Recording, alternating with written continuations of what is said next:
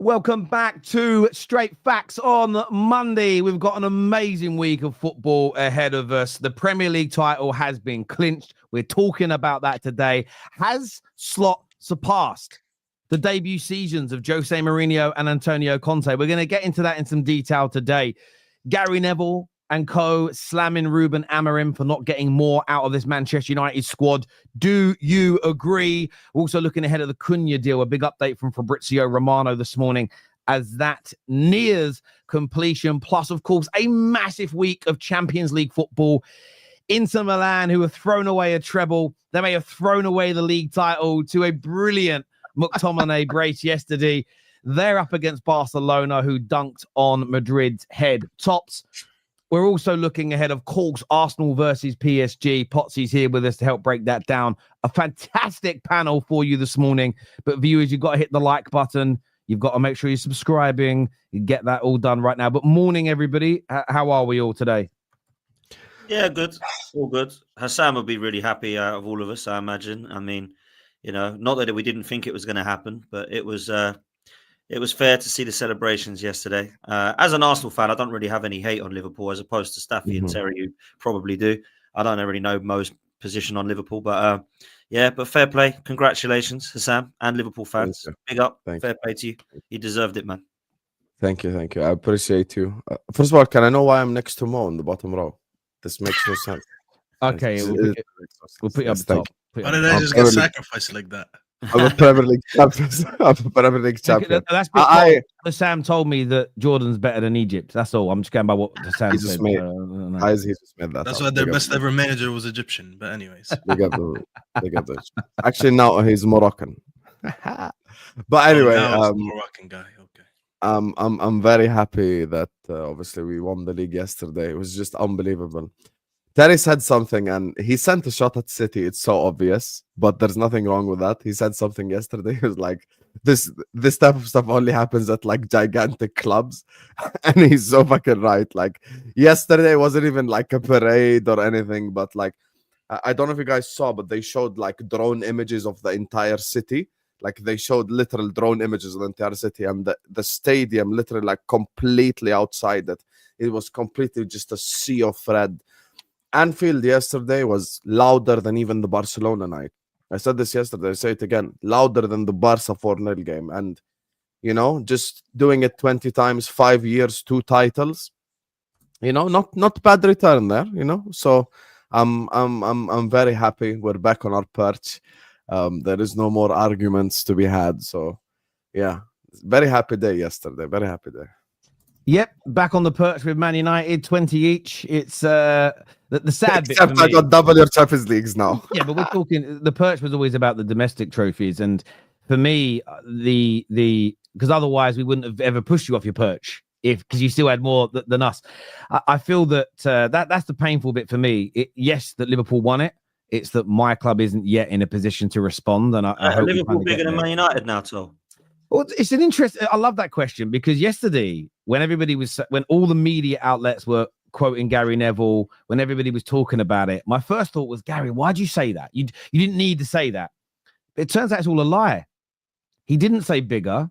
He said they're more successful, which I agree with. And like I said on the show yesterday, before I even knew the comment was a lie, there's a difference between being bigger and being more successful. I don't think they're always the same thing. Look how Barcelona in the last 20 years, they went through all this level of success, but they're still not bigger than Real Madrid, right? They're just not, although Real Madrid come back with those Champions Leagues. But also, a lot of the people were saying that Gary Neville said the debate's over. They also misquoted him. He said the debate's over for a period. So for me, a lot of that, the bigger thing, no, I don't think Liverpool are bigger than Manchester United. Surely the size of our club, people say like sponsors and number of fans and revenue. Well, that for me is the proof you are bigger. The same reason as no matter how successful City have been in the last decade, we know they're not bigger than any of the other top 6. I don't think globally they have a bigger fan base than Tottenham, Arsenal, Liverpool, United or Chelsea. So they can be more successful. They can be better in the current moment, but they're not bigger. But look, I don't want to. The only reason I'm pushing back on that is because they misquoted Gary Neville and started a conversation. And you didn't need. No one needed to misquote Gary Neville yesterday. They could have just put out what he said because it was very fair, very honest and very open, but it's a fact. And it tends to be quite typical sometimes of Liverpool. They do this thing that no amount of praise is good enough. They always need to extrapolate it and make it bigger. So instead of going, look, a United legend said we're more successful and the debate's over for a period, they twisted it into Gary Neville said we're bigger and the debate's over forever. That is a little bit shameless, in my opinion. To be honest with you, only the fans that don't believe that the club is more successful will use the fan base and the revenue, to be honest. Or the clubs that only don't believe.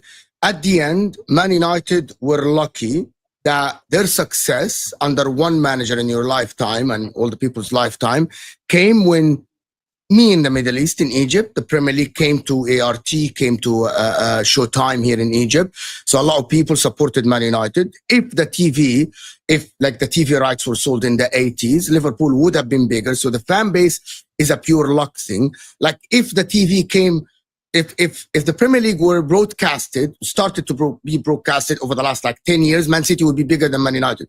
The revenue would be bigger because they would be presented more as winners than Man United.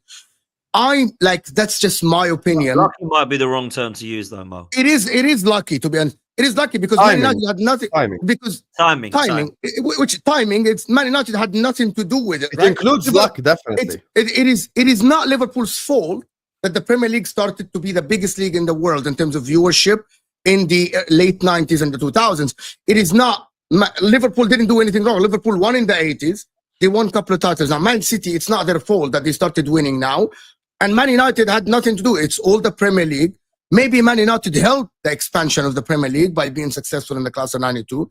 Because when I grew up in Saudi Arabia, Sam knows this, there was programs on TV. Sharp. Yes, bravo. Yeah, it's exactly this. You guys in England don't know about that.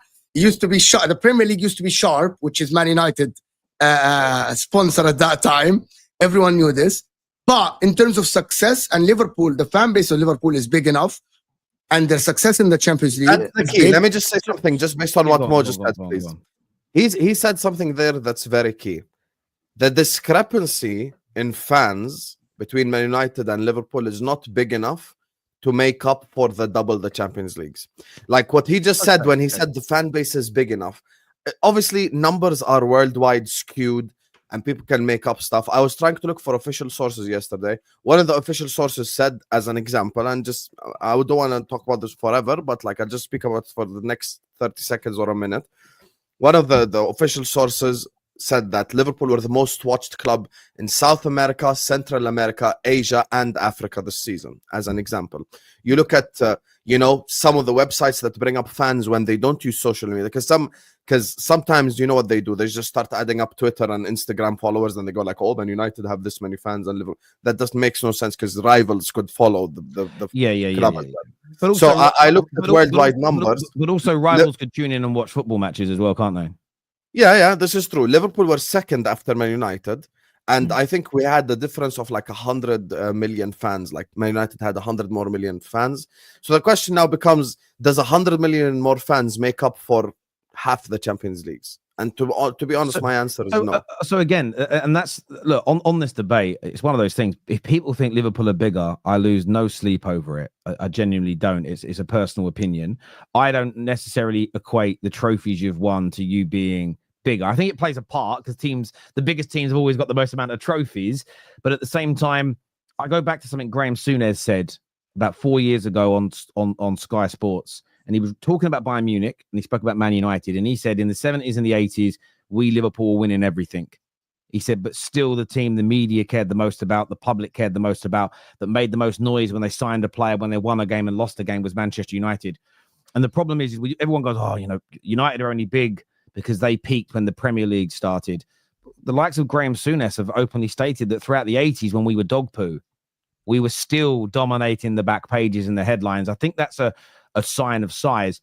But however, the only reason I pushed back on it yesterday is Gary Neville didn't say they were bigger and he didn't say the debate's over forever. I think we all have to acknowledge that was a complete misquote.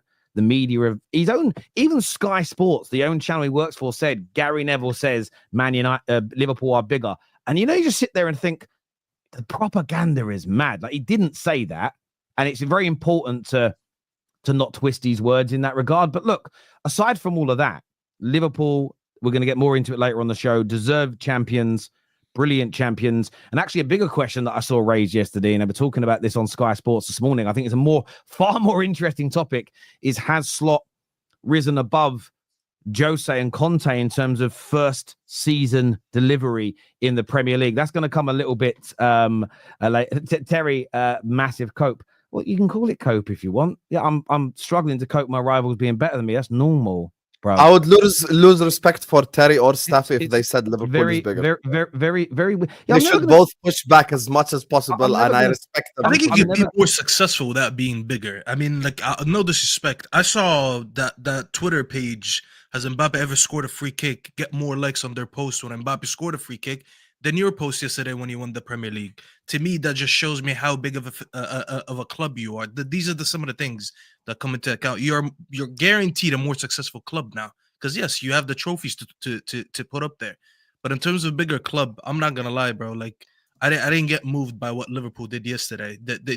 You just won one of the least talked about Premier Leagues in recent years. So that just shows me how big of a club. No, that's cope. That's not cope. It's the reality. How's another two? I'm telling you, Mbappe scored a free kick. The guy got 600K likes. You guys put Premier League champions and got 150K likes.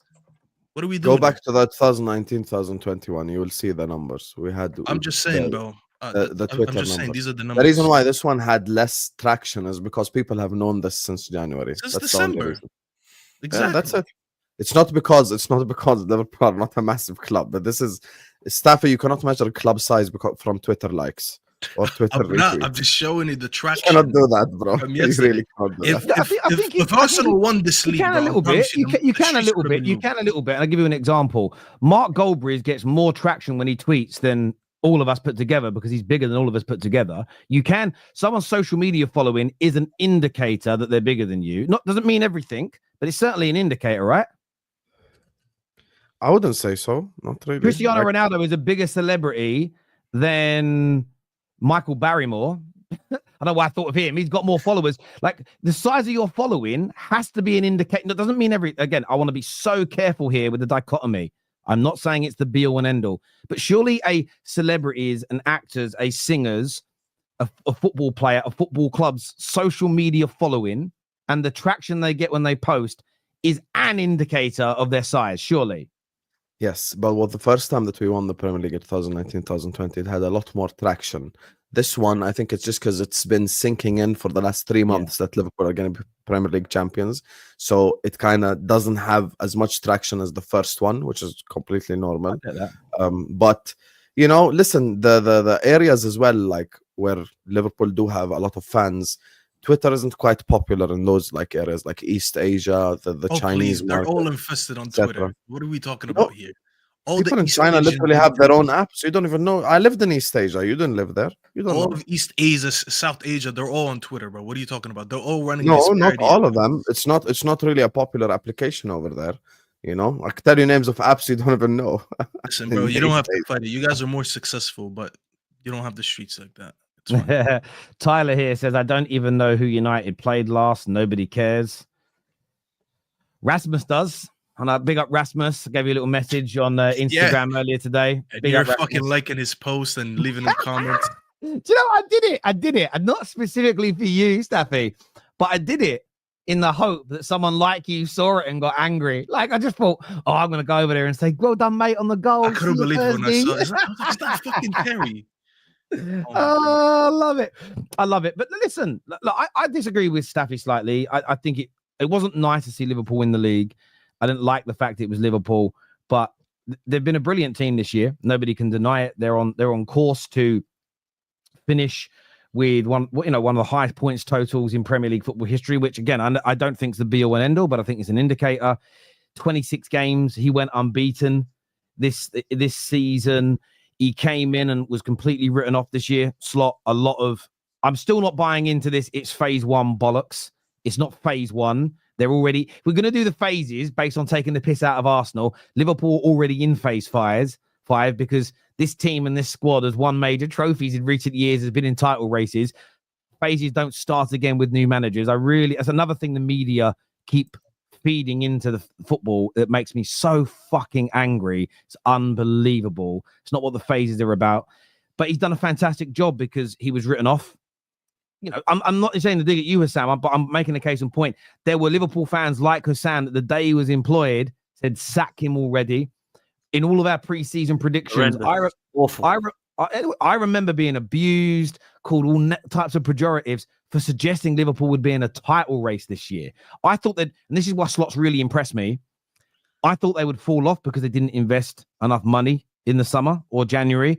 That's why I think that the one thing I would say why Liverpool do deserve a lot of credit this year is that he's come in. Look, he hasn't inherited a crap squad. He didn't inherit a terrible situation like when Brendan Rodgers came in, as an example. He didn't inherit a dog-awful squad that you couldn't... I don't think... Anyone who didn't see Liverpool being a good team this year, I think it was just more about hoping they fall off than anything else.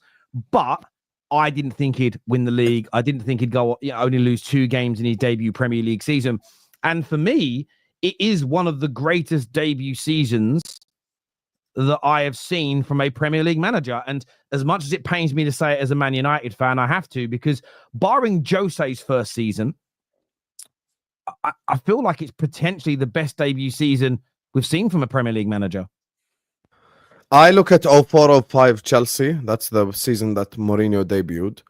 And I look at, the year that Conte debuted.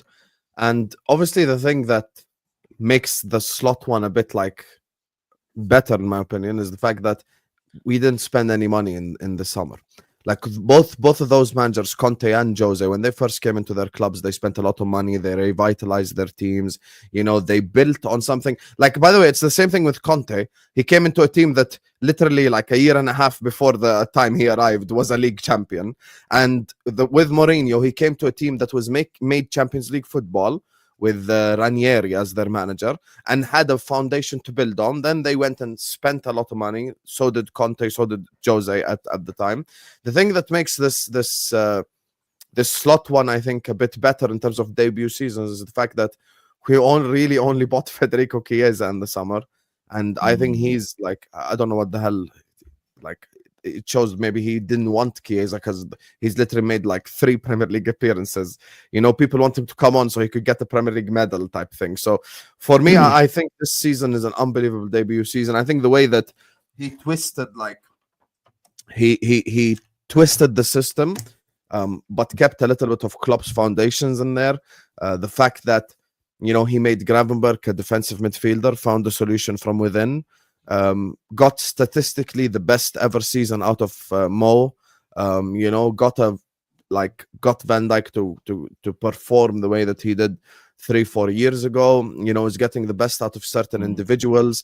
I think it's fair now, and I said this yesterday, I think it's completely objective now and fair to call McAllister world class as an example. That didn't start by slot alone, but he did bring out a different element of Alexis McAllister as an example. So I think he's had an unreal debut season. And what you said is true. Look, I said, even before anything, I said we're going to finish 3rd and win a domestic cup. That was my prediction for this season. I said, guys, I think we're going to challenge, but we're going to finish 3rd and win a domestic cup. And I would assume 90% of the footballing world said the same thing.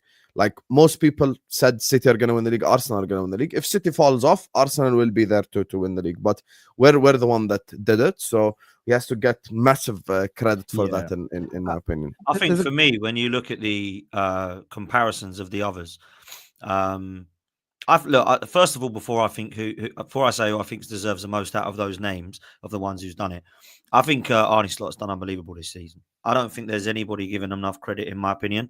Everybody that thinks it's Jurgen Klopp's title is so disingenuous, in my opinion. This is Jurgen Klopp's side. Well, Jurgen Klopp had that side and couldn't win the league. Yeah, he got 1 in 9. This guy's just walked in there and gone, boom. It's not that hard. And everyone's like, well, it's Klopp, because they don't want to say it's Slot and Klopp. Nobody is slating Jurgen Klopp and what he did at Liverpool by saying that Slot's done a great job. I don't know why people think that. Jurgen Klopp was incredible. Yeah, this guy's been incredible this season. And to Hassam's point, I actually do agree with him and Alexis McAllister. I think, and have been saying for a long time, that he is not spoken about enough, man. He is an incredible footballer. He is so good in that midfield, so consistent, always available, never injured. He has been very, very good this season. And for a lot of seasons, even when he was at Brighton, I thought he was a baller, right? But I think the 15-20% that he's got out of the likes of Ryan Grabenvirch, out of the likes of Luis Diaz, who everybody wanted sold, Cody Gakpo, everybody wanted sold. You look at what he has done with the balance of that midfield. Everybody was like, well, it's got to be Zubamendi, it's got to be Lavia, it's got to be Caicedo. And he's like, no, we'll just put Gravenberch there and go win the league. Like, that's not been spoken about enough for me. So I'm not looking at him going, wow, look at what Salah's doing. Wow, look at what Trent's doing. Wow, look at what Alisson. These are their best players. They've been doing this for year on year. Now, Mo Salah's got the best numbers and he's been unbelievable this year, but I don't even put that down to because Slot's done that. I actually look at what he's done with the others and think because of that boost, some of the other players, now the likes of Salah and Trent, etc., are even better because the players around them have gone up to another level. So I think that has been incredible. But I would say out of the names that are on that list, I think what Conte did was ridiculous, if I'm honest. Like, they come 8th or 10th that year, was it? Something crazy. And he's like, I'm going to put Victor Moses and Marcus Alonso at wingbacks and go win the league convincingly. Like, managers don't do that. Do you know what I mean? Like, his style just absolutely blitzed everybody. And that at the time there, I think it was City, Arsenal and Liverpool all finished within 3 points of each other. Tottenham actually had a very good season under Poch that year, and they obviously had the Kanes and Sons of this world, and they were the ones who actually were looking closest to getting near them, but nobody could. Now, I appreciate they've got Hazard at the time and stuff like that, but Liverpool have got Salah. Do you know what I'm saying? So I think for me, what Conte did was crazy. That's the only manager for me that beat it. With Carlo Ancelotti and Pellegrini and Jose, I think it was what do you want will kind of give you what you need kind of job. And I think with Slot and with Conte, I don't think that happened as much. So I disagree with Hussam, to be honest with you. Even though Arne Slot has done a fantastic job, I'm not taking anything away from him and nobody predicted him to win the league. I kind of think that what Jose Mourinho did, coming to an Arsenal fan that was an Arsenal team that was invincible at that time, battling it with Sir Alex Ferguson, coming from the Portuguese league, as Arne Slot didn't come from a great league.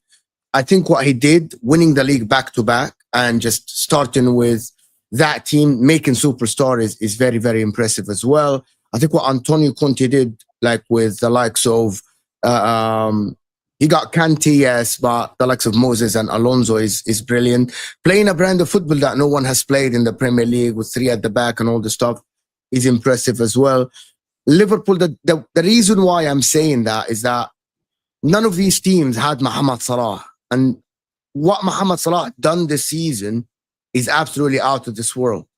And that is what people don't realize. If it wasn't for Mohamed Salah, Liverpool would be 7th this season or 8th. That's not even crazy to think that. And I think Jose Mourinho bringing a team together, you can't remember one superstar in that Jose team, but this season, you put it down to Mohamed Salah as much as Arne Slot. Jose Mourinho, no. For Antonio Conte, no. Like, Jose Mourinho had plenty of players, Damian Duff, Joe Cole, Arjen Robben at that time, Makaleli and all these guys. But it was a whole team. You just named the superstars, bruv. At that time, they weren't. At that time, they weren't superstars. Jose Mourinho made them superstars. Damian Duff was a good player. Joe Cole was a good player. Makaleli wasn't a superstar. Real Madrid let him go. Real Madrid let him go. He made him a superstar. It's the same as Bernardo Silva, for example. Don't do this, bro. Yeah. Absolutely. He did not make Makaleli a superstar. For talk was about Drogba at Real Madrid, bro. That's why Real Madrid let him go? Is that on, why Cambiasso, when Cambiasso went to Inter, is exactly, when Cambiasso went to Inter on a triple, was he a superstar? Was Schneider when he left Real Madrid and they wanted to sell him and they told him out of the squad, and the next season he wins a triple with Inter. He wasn't a superstar then. Like, Jose Mourinho made them superstars. What we forgot what Jose Mourinho did with his team. Like, you're talking about Claude Makaleli. Okay, hold on. You're talking about, is Claude Makaleli, when he joined Chelsea at that time, when Jose Mourinho came, is the same level as Salah when Arne Slot took over the team, or Van Dijk, or Trent, or Alisson? No. Hang on, you're just going to name 5 superstars, not one at Liverpool now. What, your argument's falling apart? But Mohamed Salah this season, if it wasn't for him, Liverpool would be 7. Ask the Liverpool fan on the panel. Where I disagree with that point, listen, you know how much I praise Mo Salah, but Van Dijk's had an amazing season. I know Trent's had a lot of stick in the last few weeks, but Trent's been getting praised defensively this season. Let's not forget how for at least 2/3 of the season, Ryan Gravenberch was probably the best DM in the league. we've all just sat there and spoke about how amazing Alexis McAllister has been. Mo Salah scored the majority of the goals. There's no doubt about that. And that is a very important and key component. But what about the saves that Alisson again made in pivotal games again? I always push back when Staffy talks about Van Persie carrying Man United to a league title in 2013. Reason being, we actually scored less goals that season than the year before when we lost on goal difference to Manchester City. But Rooney had a brilliant season as an example that year. Michael Carrick, Paul Scholes, Ryan Giggs in the middle. I don't believe there are one-man teams in football because you need people around you. If Liverpool's defense this year was as bad as Man United's, but Mo Salah was scoring those goals, they don't win the league. So I don't think it's a carry job by Mo Salah. I think what Arne Slot did, and I don't actually blame Jurgen Klopp. I think he admitted what it was. He'd lost his mojo. He was tired. I think and that rubbed off on the team. It was a new voice, new energy came in. There were some subtle adaptations. And this is why people have got to remove all this phase one nonsense from Liverpool. Because Liverpool are actually not getting praise for something that is quite unique to the top English sides, because we haven't gone through this much, because it always used to be build a club in the image of a manager. Liverpool have transitioned from managers and maintained their standards and improved, which is what we've all witnessed, generally speaking, the Bayern Munichs and the Barca's, etc. do. And we're all like, how can they go from manager to manager and be successful? Because their clubs are run in a set club-centric way, not built upon a manager. That element of Liverpool's success this year is being ignored. And it actually makes me angry, because we still are not educating the fans in this country on how proper football clubs are operate in 2025. And Liverpool have done it seamlessly. And now they're going to add money to this squad as well in the summer and could go on to another level. I think they're phenomenal, but I don't think Liverpool are a one-man team. I don't think they're a one-man team. But there's nothing that Mo said that was wrong, by the way. When he mentioned that Mourinho didn't walk into a team that had one player that was as big as Salah, he's not lying. There's no one in that team. That team was very good. Wasn't that the team that broke the defensive record, or was it the year after? Yes, that was the year. So they were very good. They're a very good cohesive team. Yes. And I think Jose Mourinho made them all superstars. Like Mo said, I agree. Just exactly like when Mourinho, by the way, went to Madrid. Sergio Ramos wasn't a big superstar until he went. All these players that they had over there weren't big superstars until he went. Obviously, it was only like Ronaldo and Kaká. Everyone knows that Mourinho is known to go to teams and make certain players take that next step. That Madrid team never got past the quarterfinals until Mourinho went there. So he kind of did something similar for Chelsea. When Mo says that, you're talking about Mo Salah, who has almost 60% of his team's GNA in the league this season. Make no mistakes. I don't think he's downplaying what the Liverpool team did. I think he's actually praising Mo Salah a little bit more for what he did, because I don't remember the last time someone won the league where one attacker had a season as big as Salah's. Because like I always hear Hussam speak about it, I hear Tom Little speak about it, that how poor their front line has been this season. Yet when they look at the amount of goals that they scored and you see how the goals are distributed, only one guy has like the line share and the rest are just like mediocre. And this is why you ask Hussam right now what summer signings you expect in the front line. He'll probably tell you replace all the attackers but Salah. And that's all of them. Yeah. Here's the thing. Can I say something I said to Hussam yesterday? Guys, Mohamed Salah this season is having like his GA is Odegaard, Saka, Martinelli, GA combined, when we said they're all having brilliant season 2 years ago by himself. And you can't tell me that this guy like all of them together put them is Mohamed Salah, bro. He's having the best season ever from a goal contribution in the history of the Premier League. Can I ask you a question? Do you take that away from Slot or give it to him? Is that something that Slot deserves credit for, of course, or is it sort of absolutely? But it's an anomaly. What is more likely, Salah doing the same thing next year, or Salah a little bit getting 30 GA, 25 GA? So based on the debate, would you say that this debut season then isn't as good as Jose's, isn't as good as Conte's? I mean, Pellegrini came in and won a double in his first season. Jose won the Premier. It's not the double, but they won a Premier League and a League Cup in his first season. Where do you rank Slot's first year Sky are really pushing it today that it's maybe the best ever. Where do you see after Conte and Jose? It's brilliant. So third. It's brilliant. It's amazing. Like I can't say nothing but it's amazing. But I'm ranking 3 great seasons, but I'm ranking Jose, Conte, and then Arne Slot. I'm not taking anything away. Jose's, bro. Jose came in and won the league after an invincible Arsenal and in Fergie era. Well, I'm not downplaying what Arsenal did. What Liverpool did, but look where Arsenal are, the closest competitors to them. How far are they? 14 points. It's very hard to put this. Do you think Slot would get more praise, and he's getting praise if it was a league? If there was a do you think if Pep and Slot went neck and neck until yesterday? Because I don't know what would have happened if there was pressure. This is not to discredit them, because I know a lot of people are going to go back to crying right now, but I think we've been saying it for months now. There's a reason why we all refer to this league as one of the weakest that we've seen.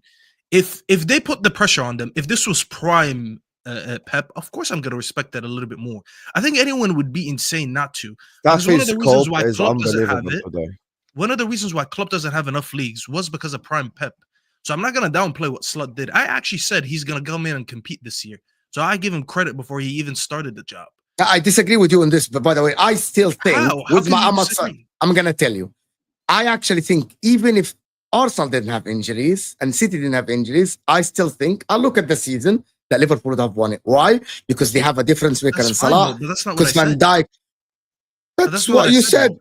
And actually, we have more points at this point in time. Staffy, just so you know, we have more points at this point in time this season than Arsenal, City for the last 2 years. And who were amazing, who were amazing last season, by the way. They won 18 out of 19 and the other team won 16 out of 18. Liverpool have more points. Yeah, we had more points at the start. It is a man. Guys, I get what you're both saying. I don't want to go off of Staffy's point. Sorry, just want to Mr. Host here for a second. He's stating though that yes, the points are there, the wins are there, the unbeaten run. But had it been a close title race, could the pressure have changed those results? Is essentially the challenge. So who was Conte in a title race with? Spurs. So now what? But I haven't put Conte number one. I didn't reference that one at least. So now what? Who was Mourinho in a title race with in 04-05? Peak Arsene Wenger. And Fergie. Okay. And Fergie. Okay, that's the one I referenced. So now can we all agree to put that one more? Can we all agree to put Conte's 1/3 since everything that you want Spurs for? I am not gonna do this. I also think with Conte, just for disclosure, I thought it was a fantastic season the way he came in. But when people go, he came over a team that came 10th the year before. That was only because That's very disingenuous. It's because the team had fallen out with Jose. That was a team that the year before that had won the league at a canter. And I think that's why look, it's very different. Look where Man United are this year, right? We're going to get onto them much later in the show. 14th. We're not the same. We're not 14th for when Amorim came in for the same reasons Chelsea were 10th or wherever they were when Jose was sacked. It was fundamentally different reasons that the club fell off at those points. That was an anomaly drop. Ours has been a progressive regression for 12 years. So there is a difference in those things. Again, the media won't tell you that because they're all just about lying to people. But sorry, back to you guys in terms of the pressure. I want to say one thing. First of all, Staffy has said so much wrong today. It's unbelievable because he's coping. What did I say wrong? You're completely coping. We do agree on Conte though, because Conte did come up again. Title race against Spurs, so let's just immediately shove that. I don't care about that one. Like, let's not even go there. They lost 4-0 to someone. Thank you for trying, Mo. I know you love Conte, but let's just put that guy third. By the way, what about? I think Jose first. Sorry, is very fair because he did beat invincible Arsenal and Man United. So I'm not mad if you put Jose first. What about though? Again, I don't know why we've forgotten this, but we have. What about Carlo Ancelotti? 09-010. Stopped Man United by a point from doing a 4-peat, but he did the double, which is a much bigger achievement than any other debut manager in Premier League football history. That team was stacked though, yeah, bro. Come on, that team was like established Lampard, established Drogba, established Terry, league champions, etc. Like, but this year's established. Hang on. Okay, fair. But this team is established Alisson, established Van Dijk, established Konate, established Trent. The Liverpool team is not better than that. Konate never won before. But I have something against that, Terry. There's something big against that. You're forgetting the stature of Carlo Ancelotti when he came to Chelsea versus Arne Slot, only winning the Eredivisie. Ancelotti won 2 Champions League. I'm playing devil's advocate. Stature. Like, With all Stature due and respect, club with all and due respect, whatever. Ancelotti going to that Chelsea team is expected to win the league. Arne Slot going to that team, even though it's stacked as well. Of course. Yeah, He's expected to come third or Yeah. fourth, right? Like this is Yeah. Arne Slot Eredivisie that none of us heard of him a month before Liverpool signed him. Like none of us are slot out here. What That I'm Mr. saying Slot is, out Mo, here right next if to we're you. talking That Chelsea team arguments, though, outclassed Barcelona in the Champions League, if we- and they got out on yeah. a rigged thing. Exactly, bro. But Like people but That's forgot how the this. Chelsea guys, team guys, was. guys. But those arguments all hold sense for Slot. No money being spent, the stature of him coming in. The argument that does still hold up, the idea of established players. Liverpool do have established world-class players. I agree. We have that four. argument Chelsea. is what Not I was more than pushing back against. But No, Yeah, we this have 4, but Chelsea had more. But like Chelsea had 2009. Prime Terry, Carvalho, Ballack, Deco, Lampard, Drogba, Peter Cech. Who else did they have on the wings? yeah, that team was great. That team was Bro, great. they had That team- that Malouda. team, like, They had was- Malouda. They had Kulu. And Malouda, bro. was Like, I Anelka swear there that Makalele season? had one more year in that there? team. Was Anelka still there? Chelsea Yeah. fans, let us know if Anelka Nah, was that still was- there. Yeah, Nelka Oh, was yeah, there. Noko was there. He Anelka might was have been there. there. He Viewers- won top scorer that year, 19 goals. Can I Viewers- tell you guys something that is Go on. impressive for Arne Slot before we move on? Arne Slot has 5-6 good players, and literally the rest are wooden sticks. I'm being serious, bro. Like wooden sticks on the Yeah, pitch. it's more impressive. Like to be honest with you, the wooden sticks that played up top for Liverpool, Robertson scoring own goals, giving the ball to the oppositions, not doing anything. He's played against them, wallahi. I'm gonna Wallahi, he's tell you played guys, against them. I'm gonna tell you, with all due respect to Endo, Arne Slot went into the preseason thinking, whose midfielders and Endo isn't in hand? He's like, you're to the side. We need to find another guy here to play this. People forget that as well. He invented a DM to play a whole season, by the way. I've got another argument for Slot as well, and maybe this equates to some of the other teams. I'm just not aware of it, so educate me on this, people. But Slot also had the pressure of handling 3 of the club's greatest ever players potentially leaving for free at the end of the summer. Handling that problem, the media backlash, potential man management issues within the dressing room, handling all of that, I think is also another little feather in his cap as well. But I still personally have Jose at the top, and maybe I'm being a little bit of a nostalgia merchant with that. It's the whole I'm the special one, the way he just walked in, said what I'm going to do, and kind of did it. There was something that the pressure Jose put on Do you himself. agree Conte's third, though, in the list? Conte's is not better than this. I agree. Can I present one argument for Conte? Can I present Well, one argument for Conte? in Playing a He different lost 4-0 formation. that season. Liverpool Here haven't we lost go. 4-0. This all guy season. loves Conte so much that it's impossible. Wallahi, to have bro. a- Yeah, he'd be Bro, there. Bro, to they Conte were if he in a can. Mo. What did you say last season? You believe in ghosts because of Tottenham Hotspur. They were in a title race with Tottenham Hotspur. So can we stop? Changing the formation, not having wing backs, inventing wing backs during the season. The likes Hang of on, Terry, hang on. the likes of He people. did not invent wing backs. No, he backs said like in his existed team, before he had no Conte. wing back, so he invented some. Oh, He okay. invented Moses was our wing. wing back. I make Moses wing I'll back. give you that. I'll give you that. I'll give you that. I thought Hey, you guys. bro. I thought you guys are doing the whole. You know, Liverpool said, "Oh, we invented quick corners and No, stuff." he Like, didn't. we can't be out here doing that. I think we all agree that Jose. I think we all agree that Jose and Conte were better, but we're not taking anything away from what Slot's done. I think that is to kind of evaluate. No, we giving don't more all credit to agree. what Jose Slot- Well, no, Conte is you're not going to. You're not going to. That's clear. But I think everybody else is No, saying. no, no. I'm saying Safi I am doesn't, giving and him Mo- more and credit. Mo, I think either. No, People I forget how, I- bro. Go back to In last terms season. of I was a debut big fan of seasons- Slot when he went to Liverpool. Antonio Conte's debut season is phenomenal. People just forgot, to be honest. Mo, you are Habibi, just he lost a 4-0 to Arsenal and then We switched get to it. He 5 in the managed back because he Inter was and he won getting the Which assist shows over, right? how great a manager is. Within Yeah. 1 week, I agree. switched the formation, won 13 in a row, won the league. Like, come on, like, I'm Sure. really joking here. And then let me tell you what. Slot never had to lose 4-0 for him to switch up the formation. He just went in and right away he kicked off. That's it. He lost what, 2 games? And Conte beat Spurs, Mo. And he came from the Eredivisie, a place where we don't respect because of a certain bald fraud in the name of Ten Hag, where we don't rate that league anymore. The And guy you remember came you in mentioned from there stature and for won the league right Ancelotti. away. Conte came in having managed Italy, managed Juve, managed Inter, and won a Serie Managed A. Italy. He Klopp was in the didn't manage a Euros. single He's big club, a by the big way. manager. He didn't Feyenoord. manage Inter at that time, but I get your Guys, point. Guys, we've got a great comment here. Tyler, thank you for the wonderful donation as well. But he says, if Ange wins a trophy in his second season, is he Jose level because he backed up his talk? Do you know what? if he wins a trophy, like if he wins the Europa League slot, Ange on the backdrop of everything in their season, because everyone's forgot they got slapped 5-1 yesterday, by the way. There's part of me that feels like it's only in my little world. This doesn't need to equate to any of the thousands watching or any of you boys on the panel. I'm going to give Big Ange admission to the Premier League Managers Legends Club just for the shit. He gets like a special pass, like a special ed pass where you can roam the halls when you want, go to the bathroom when you want. You don't need to stay in class. You've got a special ed pass. You can do what you want, Big Ange. Because for me, it would just be hilarious. Because hopefully Bodo Glimt win. That's all I care about. Oh mate, they've got 3 players out injured, 3 suspensions for the game. They've got like. Wallahi, Terry, it doesn't matter. It doesn't matter who's out for Bodo Glimt. None of the thousands people watching can name 5 players in Bodo Glimt. If Ange wants to go lose this game, it should be sacked in the tunnel. Bodo Glimt, are we? I'm joking. I promise you, none of us know where Bodo Glimt is from. Where are they from? Because someone tell me. Norway. That's all I know. They're from Norway. That's all I know. But they've got a 4G pitch, so they're going to be playing on that because they have the Odegaard O, so it's easy.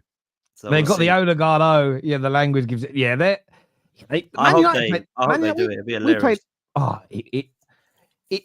There is something about it that would just be funny. I think for all football fans, it would be funny. It's just imagine Spurs Man United final. That Europa League is the dustiest Europa League I've ever seen in my life. You can tell the Champions League sides have not dropped down. My goodness, how can you have a 16th and 15th place final in the Europa League? That's because the league quality is amazing. Oh my God! Really? We're doing it. You've done it. I've been here on the record. Who's 16th and 17th in the Premier League are in a European semi-final. I've been here on record. And Hassan people trying to tell everyone that Tottenham and Man United are good people. This is what we're hearing here from Hassan. That's what I said. I said they're good quality compared to everyone else. Mo, how many times did I tell you if we win this Europa League, it's the worst Europa League I've ever seen? Have I not said that to you? Well, it's factually the worst Europa League. So I've already admitted it before people say anything. That's fine. Do you know what's interesting about it though? You go back through the history of the European Cup though, and I know that some teams were like brilliant 30 years ago, like Steaua Bucharest were a brilliant team in the 90s. They're not now, but you look at some of the teams that made it to Champions League finals, and you go back and look at the players in those teams, what they went to do afterwards, what them teams did years later. You used to get this sometimes even in the European Cup, where you're like, how's that team got to a final? And you just get it sometimes. Listen, I'd love Bodo Glimt in the final. I really would. Speaking of Spurs fans, 98. Guy, Terry's talking like he reached the final already, bro. No. I'm saying I would love to play a team like Bodo Glimt in the final because you've almost got 0 excuses not to win then. I'm not saying they're there, but yeah, I'm just saying that was a point. I ain't overlooking Bill, but I think we're going out. But speaking of Tottenham, this is what a Tottenham fan brought to Anfield yesterday. What do we make of this? What do we make of Spurs fans taking this to the game? He's a Spurs fan. Nothing wrong with that. How do I know he's a Spurs fan? Because he posted it on his social media. He's a Spurs fan. Oh, I was about to say there's nothing to indicate it. Do you think is this? Do you guys think it's fair and banter? No matter how bad your team is, you should be able to banter, or do you think that maybe Spurs fans should read the room a little bit? What are we saying to this? Nothing wrong with that. Spurs. That's a trophy for Tottenham. That is. That's what they'll be happy with. They'll be more than happy with that. Very true. Very true. That's their trophy this season. Now. Yeah, absolutely. Hey, they saw a parade. Whoever that fan was. Let's be honest. Embarrassing club, embarrassing fan base, and if that's what makes them happy, and that's their season to celebrate, is us coming second again, or wherever we're going to come. Then well played. I mean, stick it in their trophy cabinet. There's not much else sitting with their trophy cabinet, so maybe they can put that flag in there and say that we were there on the day that Arsenal did not win the league and that we allowed Liverpool to win it. I mean, they bent over like we knew they would because they're an absolute disgrace of a club and got absolutely pummeled. So yeah, fair play to them. If that's what they believe their season is, fair play, Tottenham Hotspur. You lost 5-1 and celebrated it with a flag of Arteta. Brilliant.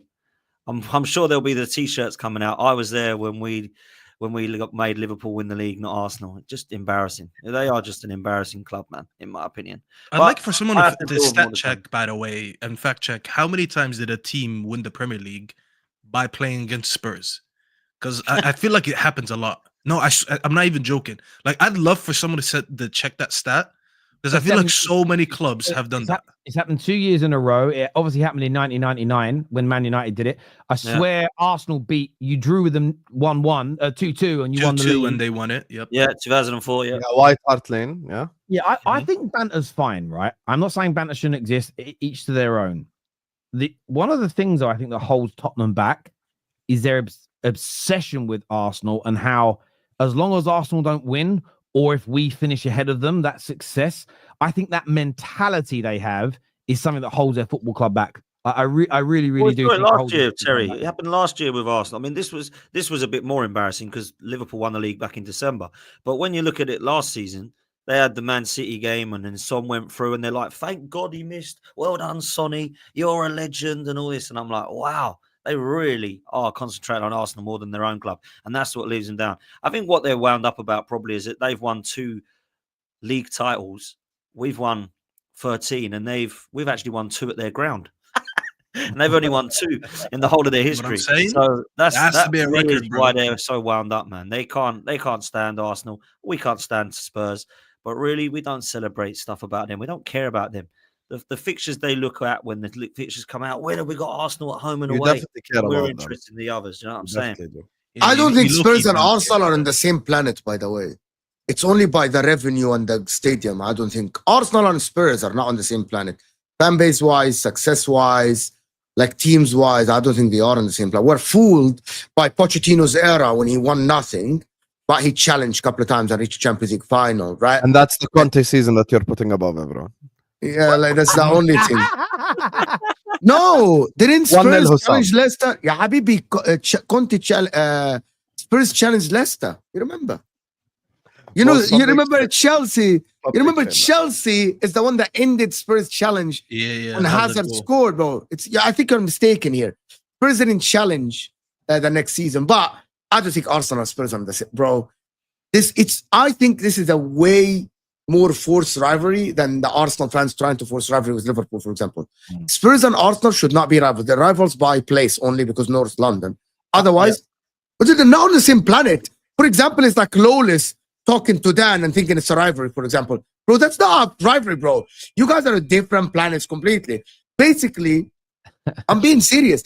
The difference between West Ham and Arsenal are bigger than the difference between Fiorentina and Arsenal, or like Lazio and Arsenal, for example. It always makes me on a YouTube example. It's like when I see smaller channels turn around and say like AFTV is shit, United Stand is just shit, bruv, or try and we've got to go live now to compete against them. It's like, no, bruv, you don't compete against AFTV and the United Stand. They are so clear they're so clear you're not catching them. There is an element of that. There certainly is, to put it in context of our world. Before we go to the super chats, and it was a little bit hard to maybe have this conversation 2 months ago, but we now know that Salah's staying, we know Van Dijk is staying. Are Liverpool now rightfully the favourites going into next season? Depends on the summer transfer window. It's too early for me or anyone to tell. This summer transfer window again. Here really comes the guy. The summer transfer window could go really amazing, or the summer transfer window could go really. They're favourites right now, though. They're favourites as things stand. No. People say it's favourites as things. No, Habibi, this guy didn't have chest until they won the league. No, guys, start screaming. Guys. Why do Liverpool fans do this? What is when it comes to the next season, I think the answers will be 100% dependent on the transfer windows. Because no, you're just shouting. By the way, I'm speaking completely clearly. I didn't stutter completely. And just to prove that I didn't stutter once, I'm gonna start from the beginning. And if you interrupt me, every time you interrupt me, I'm gonna start from. Why is he upset? Guys, I think are you gonna run the leopard on the tree gimmick again? I think the favorite. Why is he upset? I don't understand. I think the favorite thing. Okay, I'll start again. I think the favorite thing is completely dependent on the transfer window.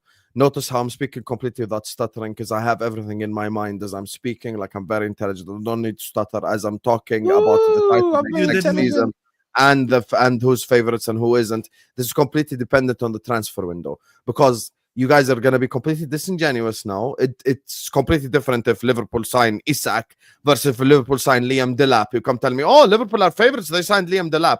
So this is why the transfer window matters. And I don't know who Manchester City are going to sign. What if Manchester City go sign Musiala? What if Manchester City go sign, I don't know, Rudiger? Manchester City are rebuilding. Don't do that. There are so many things that could happen. 1 second. Well, There are so many things that could. There are so many things that could happen that we don't know about. What if Arsenal turn around and sign Isak? Then what? You're going to sit here and just say, oh, Liverpool are favorites because they won it last year. You're bullshitting. You're bullshitting. I gotta stop stop you. They asked you, they asked you simple question. As things stand. There's no such thing as things stand because the title is finished already. So Can I tell you why you're bullshitting? Your question is a straw man question. No, but Can I tell you why you're bullshitting? Who are the favourites? As things stand, Liverpool are champions. So this title is done. And your favourites for next season? No, because it depends on the transfer window. No, Yeah, hold on, please. Let me tell you why you're bullshitting. Because number one, you mentioned Manchester City in your argument. I don't care about Isak going to Arsenal because that's not a real link. If this is a real possibility and we're talking about it, then yeah, it's a little bit more. Isak to Arsenal is not a possibility. Are you sure? When's the last time we've seen any of that being briefed crazy. in the news? Let's not talk about it like Cunha going to Manchester United, because Fabrizio every 5 minutes is reminding me that Cunha is going to Man United, to the point that I want him to come no more because Fabrizio don't shut up. But there's nothing that suggests that Isak is going there. So I'm not going to talk about it as a possibility. If we're going to do that, then I could be like, oh, maybe they'll get Mbappe too. We're not doing that. Right now, the evidence that I have tells me that next season, City's rebuilding. What's the proof? Kevin De Bruyne, at least Kevin De Bruyne, their best player in the past decade, has already said that he's moving. What did you do? You just re-signed Mohamed Salah and you just re-signed Van Dijk. Yes, you're losing Trent, but you already showed me that you're keeping 2 of your best 3 players or 1 or 2 of your best 4 players, and they're losing arguably their best player over the past. The past. You want to talk about proof? I already know that. I promise you, Staffy. So how can I not put you as favorite? Same exact thing at the end of 2019-2020 season when City finished like 20 points behind us. Oh, they're rebuilding. They're gonna lose Laporte. They're gonna lose this guy. They need a new center back. You want to speak about facts? They didn't rebuild back then. Okay, 1 second. You want to talk about facts? Let's talk about facts. Pep Guardiola, in a 15-year career, has never won 2 years without a league title. Yalla, let's talk. What happened to Hussam? Bro, he's doing What now. happened to this guy, bro? He did leopard in the tree. And someone in the comments said, what's the excuse next year? Is it going to be donkey in the tree? You're doing that right now. You have the best team right now going into next season. I actually Why can you not say your completely favorites? logically. You guys are just angry for no reason. You know what it is? I said it just depends on the transfer window. You're talking going to about spend favorites. Hussam. Okay, You have so told me now previously, transfer window James. happens. Can I just talk for 30 seconds because you all disagree with me? So the transfer window opens. Manchester City signed Musiala. And Manchester City signed Rudiger from Real Madrid. Oh, Liverpool are favorites because they won the league. They're not linked with Rudiger. Why? They're literally linked with Musiala. They're literally linked. Where did Rudiger come from? Yalla, you're getting Mbappe. Okay, you know what? I'm not going to bring up because I'm not going to bring up Rudiger. Can we just break this down for a second? Can we just break this down for a second, though? Right, look. I get your point that if by the end of the summer transfer window, Arsenal and City have done a madness, and if FSG don't sign top quality players, there could be an argument that City is seen as the favourites. Which has happened before. That's fine. But let us not allow... You mentioned straw man arguments. Let's not give straw man answers. Liverpool are one of the favourites going into next season. And there is, no matter what happens in the window... Because you can't claim that this is one of the best Premier League champions ever that's going to be in the top 5. I've seen Liverpool fans, they were in top 5, top 6. When you look at points totals, when you look at what the manager's done, we've re-signed some of our greatest ever players. You can't praise it in that way and then be some kind of underdog next year. You are one of the favourites and should be, and I think Liverpool next season have to be expected to be in that title race until the last 2 or 3 games of the season as a bare minimum. Anything other than that is failure league-wise next year. You're saying we're one of the favourites, which I agree with. Yeah. I'm saying in order for me to be the favourite, I just need to look at the transfer window. Even people in the chat after listening to me were like, what he's saying makes sense, because I'm not saying anything crazy. Let me just see what happens in the next 3 months. You just said something. What if Manchester City and Arsenal spend and FSG do a madness and they don't, or they spend like not what's required or blah, blah, blah. Okay, but FSG have done that before. And guess what? Manchester City have spent big before. And Manchester City have brought in like massive players before, like Haaland. So all I'm saying is, Let me wait till this transfer window. Let me see who I'm going to get. Because you can't expect me to say Liverpool are favorites if we sign. I'm going to use players that work only linked with, so people stop getting angry. So if Liverpool sign Ekitike, Manchester City sign Musiala, Arsenal sign Gyökeres, don't expect to say we're favorites because Ekitike is coming to Liverpool. You get what I'm saying? So let's just watch. You this admit, transfer though, window. Can I say something then? April 28th of 2025, it's, what is it, 11:39 p.m. a.m. UK time. I promise you guys, it doesn't matter what happens in the transfer window, right? Comes at the end of August, Sam will not say his team is favorites. Doesn't matter what happens in the transfer window. That's a I'm complete telling lie. you from prove me wrong. We'll do straight facts then. Prove me wrong. Clip this, Bookmark people. this, yeah, bookmark this. Bookmark this. I'm telling you from now. It doesn't matter. He's That's gonna run probably the a gimmick complete again. lie. It doesn't matter. It's That's not a literally a lie complete because lie. it doesn't That's happen. literally a Right? complete lie. It's literally not a lie. complete It's a lie. That's prediction. lie. It's a prediction. It's a prediction from No, it's a lie. Because me wrong. when you first Prove me met me, you thought I was unbearable because in the quadruple charge season, I said that we're going to win the Premier League and the Champions League. I met you mid-season. I didn't meet you in the beginning of the season. I don't know. What I don't know. again? I met you mid-season when you were in the Champions League round of 16 already. But I didn't meet you. I didn't know what you said in the beginning of the season. Well, first of all, see, once again, you're being completely disingenuous. No. because I in that literally met you mid-season. Can I بصير احكي ولا بدك Yeah, make your تفضل؟ final Go point, ahead. and we're going to go to the super chats, boys. One more, go ahead. Habibi, let me talk. In that season, in January, we were 11 points behind Manchester City. And I said we're going to win the league. So don't come tell me, oh, Sam does this underdog gimmick. I'm just saying, let's wait to see what happens in transfer window, which is completely objective. But you're trying to rattle me for no reason. And you think this whole like, oh, wow, Sam thinks I am not trying to rattle you. I'm saying what will happen. Let me talk. If we sign Isak alone, I'm going to say we're favorites.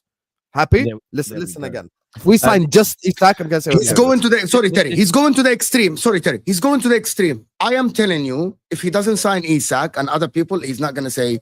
If they sign Ekitike or whatever, which is their link to, he's not going to say his favorites. So I if know we that. sign Ekitike, I'm going to say we're favorites because of Ekitike. Exactly, guys. I proved my point. Done.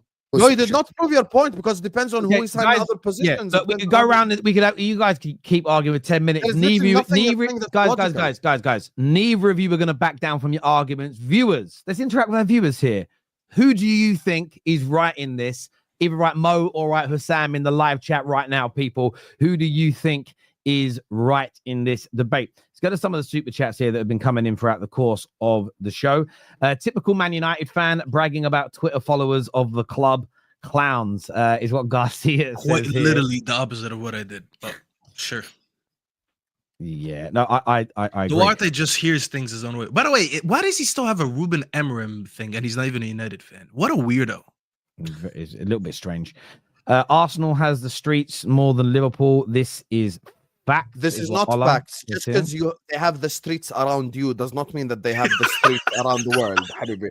Because the Middle East and North Africa belongs to Liverpool, South America belongs to Liverpool, East Asia belongs to Liverpool. Factually, Mo shared this on MHF like 3 months ago. Why do Liverpool always get the 12:30 p.m. kickoffs? It's because Liverpool have the biggest market in East Asia. So I've got China, Singapore, Indonesia, Vietnam, Cambodia, Philippines, Indonesia, Malaysia, blah, blah, blah.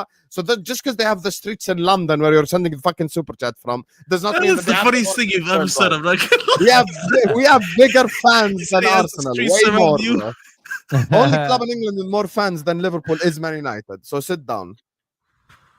Zane here says a question from my side is, what do you mean by a bigger club? If by bigger you mean who has more reach, then it's United, but overall legacy wise it's Liverpool. But that's a great question, Zane, and I think that people, that's why I put it into 3 different categories. There's bigger, there's successful, and there's better in the moment. And if you want to amalgamate it all into one, then you probably have to give it to Liverpool right now, and I can do it. The only element I reject is that the debate isn't over, because it will never be over. It will always be revisited depending on success. Football works in cycles. But yeah, great super chat that, mate, my friend. Bigger is irrelevant as it's hard to measure. It's a really good point. Page 2, United, keep crying. Yeah, we will, mate. I'll keep crying, don't worry. I can't lie, the fact that they're 14th makes it a lot better. Yeah, listen, I understand. I feel like it's weird, by the way, when people tell us that. Like, was we supposed to celebrate? Like, was I supposed to be here and be happy? Yo, I'm No, happy no, as no, fuck no, no, Liverpool no. won. No, Congrats, Hassam. I'm so happy for it. Pass me on a Liverpool jersey so I can help you celebrate. And by the way, What do every people Liverpool honestly fan, do? every Liverpool fan, like, just cope. It's cope. Bruv, at least Staffy is presenting some arguments that hold a little water for why it's not a great year. Or you don't have to agree with him. It holds water. What did Liverpool fans have for 20 years? Oh, Fergie's paying the refs. That's literally the only argument you had to try and discredit. It's a Fergie great pays the argument. refs. No, and mind you, I It's a said they lie. deserve to win the It's a league this lie. year. I never dismissed that. Yeah, I've been on this it's true. platform many It's times true. where I said they deserve You to want win to the speak? If league. you want to speak about cope, at least there's an argument in what Staffy's saying. He's still saying they deserve it. You guys made up a lie that we were bribing refs. There's never been a single shred of evidence presented. That's a very different way. I'm going to tell you the difference. The problem is during Liverpool's high time, which is the last like 5-7 years, like they have been rivals with Man City, rivals. And so they used to congratulate each other. You're great. No, you are Oh, great. the kiss No, on the cheek. you are great. Oh my Congrats. God, I love you. I love you. I yeah. love you. So they're expecting rivals fan to just, oh, congratulations for winning the league. People don't do this. Like, bro, Yeah. like, people don't do this, bro. That City Paul sort of broke back mountain relationship's not normal in football. So it's not Habibi gonna happen. Hussam does hate alongs for United in the worst season ever. And this guy won a Premier But League. I even saw If yesterday. Hassam is doing hate alongs to the worst United team ever, you want me to be happy that Liverpool won a league? Why is no one calling Hassam and the salty thing is, when he's sitting there doing and this is how United it's meant watch to be, alongs? and this is how it's meant to be. I saw Liverpool fans, and there was loads of them in big group yesterday, with a bottle of Arsenal tears, drinking it outside the stadium. Like, by the way, that's exactly how it's meant to be. That's how it's meant to be. By the way, not when you're Spurs with 19 losses taking a flag to the game. I think that's too far. I think you've got to read the room. But you're meant to have that fun. Leighton here says there were plenty of fans saying Klopp was massively overachieving with this group of players, that they weren't telling the truth. Klopp, especially last season, underachieved. I don't think he underachieved by not winning more league titles. Pep and City were just superior to them. However, he didn't overachieve last year. This is a very good Liverpool team. Very, very good. And it's been proven this year. So again, Leighton, that's a really good debate that's been put to bed. It's ended. It's over. Klopp wasn't overachieving. This is now a cast iron fact. You can't praise Slot for everything he's done and then say that the other manager was overachieving. It's a dichotomy. Ruthless, efficient, not much of a challenge, but they done their job. That's fair. That's fair. Salah matching and breaking all on Reed's record every season. Don't let us get Isak. We get invincible with more points generated than Arsenal. How do you feel about that, Dan? Mo Salah smashing all the records that Thierry Henry ever owned, adding another Premier League. Now he has an opportunity of adding more goals, more records, and more Premier Leagues. Do you feel like Henry's legacy is up for grabs here? No, I don't think so. I don't think his legacy's up for grab. You can have the debate about who you think's better when Salah leaves the Premier League, and you can look at the records and the trophies and the history and what he's left, and I think he's right up there. I don't think there's a massive gap between Thierry Henry and Mo Salah. I don't. Some of the Arsenal fans will tell you that Henry's out there on his own, but actually there's been an unbelievable amount of Premier League greats. We have to respect them, and you can't play this, well, I support Arsenal, so Thierry Henry's the best, he won't ever be caught. Of course he can be caught. Everybody can be caught, right? I remember when Ian Wright scored the most goals for Arsenal, and I thought, oh, that's never going to be done again. It was Cliff Baston before that. Literally a couple of years later, Henry smashed it. Literally a few years later. So these things happen. You want more Premier League goats. We want the Premier League to get better. We've been complaining and having debates about why the quality's not there anymore. I want it to be there. I think Mo Salah gets disrespected. Personally, I think he gets disrespected. I don't think that he is anywhere. I don't know why he gets put in. I don't know why people disrespect it, if I'm honest. I'm not quite sure what more he's got to do. The guy's not one hit wonder. He's done 7 years consistently, maybe 8 years it might be now, where he scored an unbelievable amount of goals. And I think he's in the Premier League all-time 11. If I'm picking one, everyone's got it different. He walks in on the right-hand side for me. I think he's unbelievable. And I don't think anyone can say he's not. Look at the stats, man. This season, it is absolutely incredible what he's done. Yeah, and the guy is not 26, by the way. Yeah, he's absolute prime. This guy is ridiculously good. Always available. Never gets long-term injuries. And I think he's phenomenal. I can't say enough about how much I rate him. Yeah. I don't actually hate on him. I don't know why people do, but I maybe it's a jealousy thing. But for me, I think he's an Well, incredible footballer. I agree. And very well said. And I'll say this as a United fan. The reason people shit on Mo Salah is the same reason that I see people shit on Man United legends from the past. Is people, and I think it's slowly being pushed out of the fan channel community, but the mainstream media are doing it. If you have to completely shit on somebody and take away their qualities to try and win a debate, I feel like you've already lost. So if it's Henri Salah and you're an Arsenal fan and saying Salah's just shit, he's dead, you've already lost the debate because you're lying about someone to prop up your guy. So yeah, it's ridiculous what people do to Salah. Only got 2 losses this season, remember? Yeah, brilliant. Absolutely brilliant. Ranieri, no, but Ranieri's what he did with Leicester wasn't his first season in the Premier League or his first season managing an English team, so it doesn't count. The question is debut season, chat. Yeah. This is a slightly off subject. Well, we're going to be getting on to the PSG game soon, so stay with us if you're here for that. Get that like button smashed as well for us. But this here from Zane. Sorry, not Zane. This here says, Mo, thoughts on Inter bottling the Coppa Italia and Serie A within 3 days. Please, I beg, do something with Barca. Stop them from winning the treble. Yeah, not a good week for you as an Inter Milan fan, Mo. We haven't scored in 3 games. Lautaro Martinez is a fraud. He's the highest paid player on the team. He's a fraud.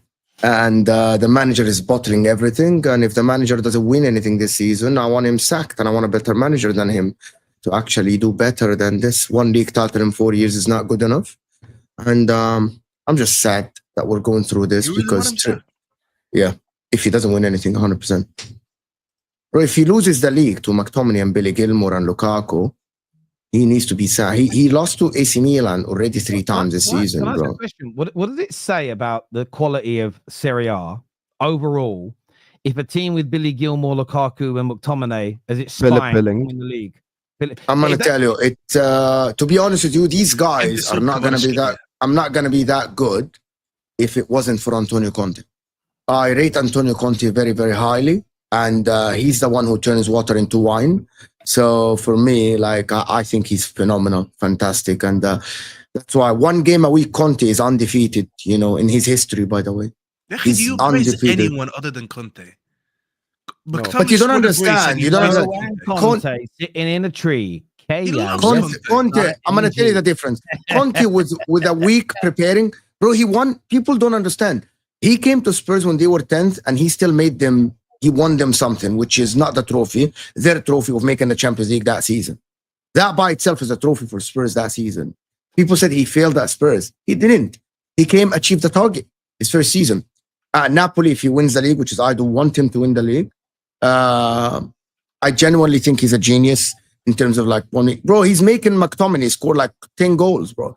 He's using his best ability. He's using his best ability, bro. He had 10 goals for his last season. So. I love bro, he made Lukaku a 30 goal a season striker at Inter. And then my evidence that when Lukaku came back to Inter, if you don't stop this, he's going to praise Conte for the next 5 minutes. Yeah. We'll stop it. Yeah. Anyway, I answered the super chat. Liverpool can't win the Premier League back-to-back. Slot honeymoon is over. He will not be in the EPL for long. You're an Arsenal fan. You're an Arsenal fan. We can feel it. We can smell it. It's fine. It's whatever makes you sleep well at night, broski. Yeah. I think you're right. Whatever makes you sleep well at night. I think you're right. Yeah, I just listen. It may be true. It may be true. We have a lot. I respect the super chat, but sometimes when you throw spaghetti, it sticks. Do you know what I'm saying? And sometimes you just throw it out there. And that's stuck on the wall. Maybe next season they fall off and he's sacked or whatever. But I've got a feeling that I thought the say was when you throw so much shit, it sticks, not spaghetti. He's definitely not going to get. You can say spaghetti. You can say shit. Yeah. It's. Why would you throw spaghetti? That's good food. You throw spaghetti at a wall to make sure it's cooked. If it sticks to the wall, it's cooked. Oh, okay. It's a technique. You don't throw the whole damn thing. You take a few little bits out and you throw it against the wall. It's a technique I saw. I don't know what I saw that, and I saw it in a film. Must have been a mafia film. Every time I watch anything mafia related, I sit there and I'm like, I want red wine and pasta. I want to eat. It makes me hungry watching anything Italian. Stereotypes. Like that. It's terrible. No, I sit there and I'll be like, I'm not even hungry. And then I'll see Tony. I was watching Sopranos last night, and then Sopranos in the restaurant, Vesuvio's. He's got this amazing bowl of pasta and clams, and there's a steak there, and I'm like, oh, I need food now. It's terrible. I love it. Big week, Potsy. Big week for Arsenal. You play PSG tomorrow night. A lot of people predicting you to win this game, but maybe go out. But I saw a few posts from AFTV with your face on it. You're saying Arsenal are doomed, so I believe. I'm not saying we're doomed in the PSG game. I was asked a question: do I think Arsenal will win the Champions League? And I said, that's the one. Sorry, yeah. Yeah, and I said I don't think we will. I said I think the quality will shine through with Barcelona. Inter Milan are incredibly difficult to beat, and I think whoever we get there, I think it's the roll of the dice. I didn't say we've got no chance. We've definitely got a chance. When we get to the final, of course, we've got a chance. And I said that we've got to get there first. But when I was asked the question, do I think we will? I said no. I hope I'm wrong. Of course I do. We have to win it to have a good season. The rest of the trophies are done and dusted. No domestic cup again for Arsenal under Arteta, and no Premier League again for Arsenal under Arteta. And a lot of Arsenal fans, before a ball was kicked, said that he had to win a trophy this season. Well, it's the only one we can win, is the big one. And it's the one we all want, man. I want the one with the big ears. I've never seen it. And if I'm honest with you, a lot of people before a ball was kicked said to me, do you want the Premier League or the Champions League?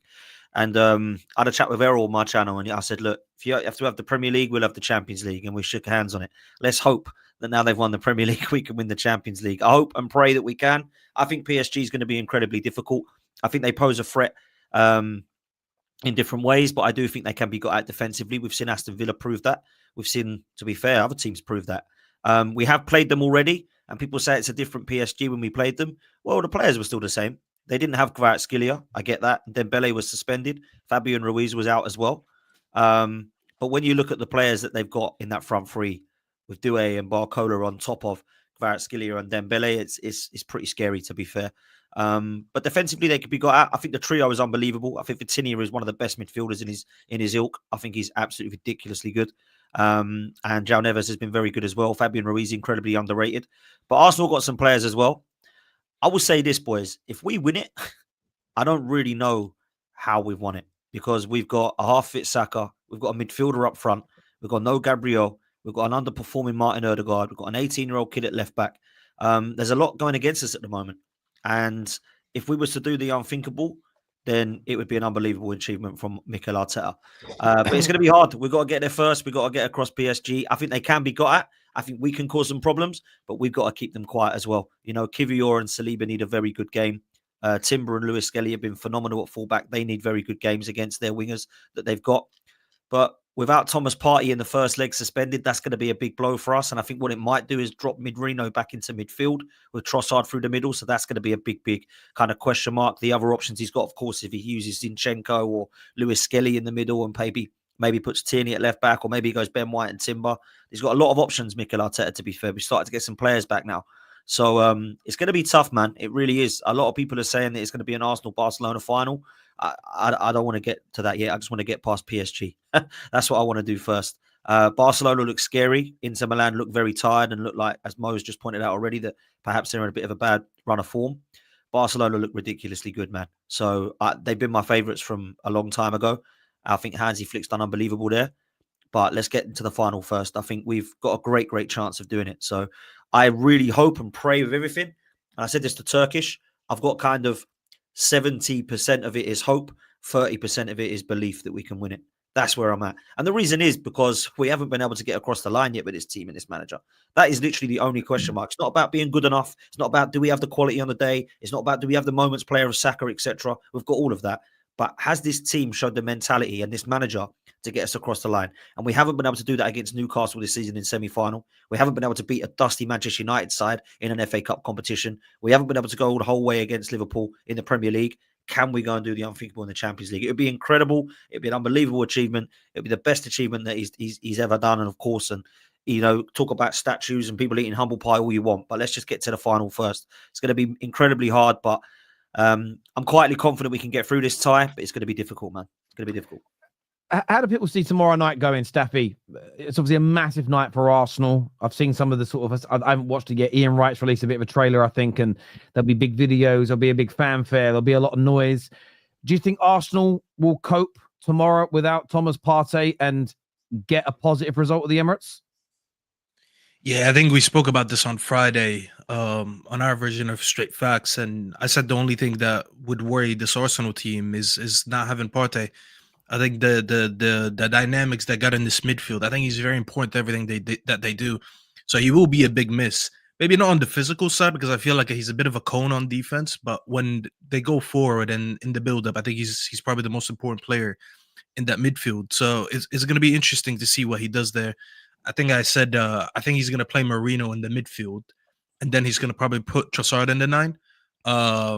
So that's my prediction. I don't know if that's going to happen or not, but yeah, in terms of the physical side, I think one thing that's going to stand out for this Arsenal team is how physical they are. I think that's the one thing that they have, and they'll embrace it, and that's fine. I feel like all 4 teams left in the Champions League, they all have a chance. different. How should I say this?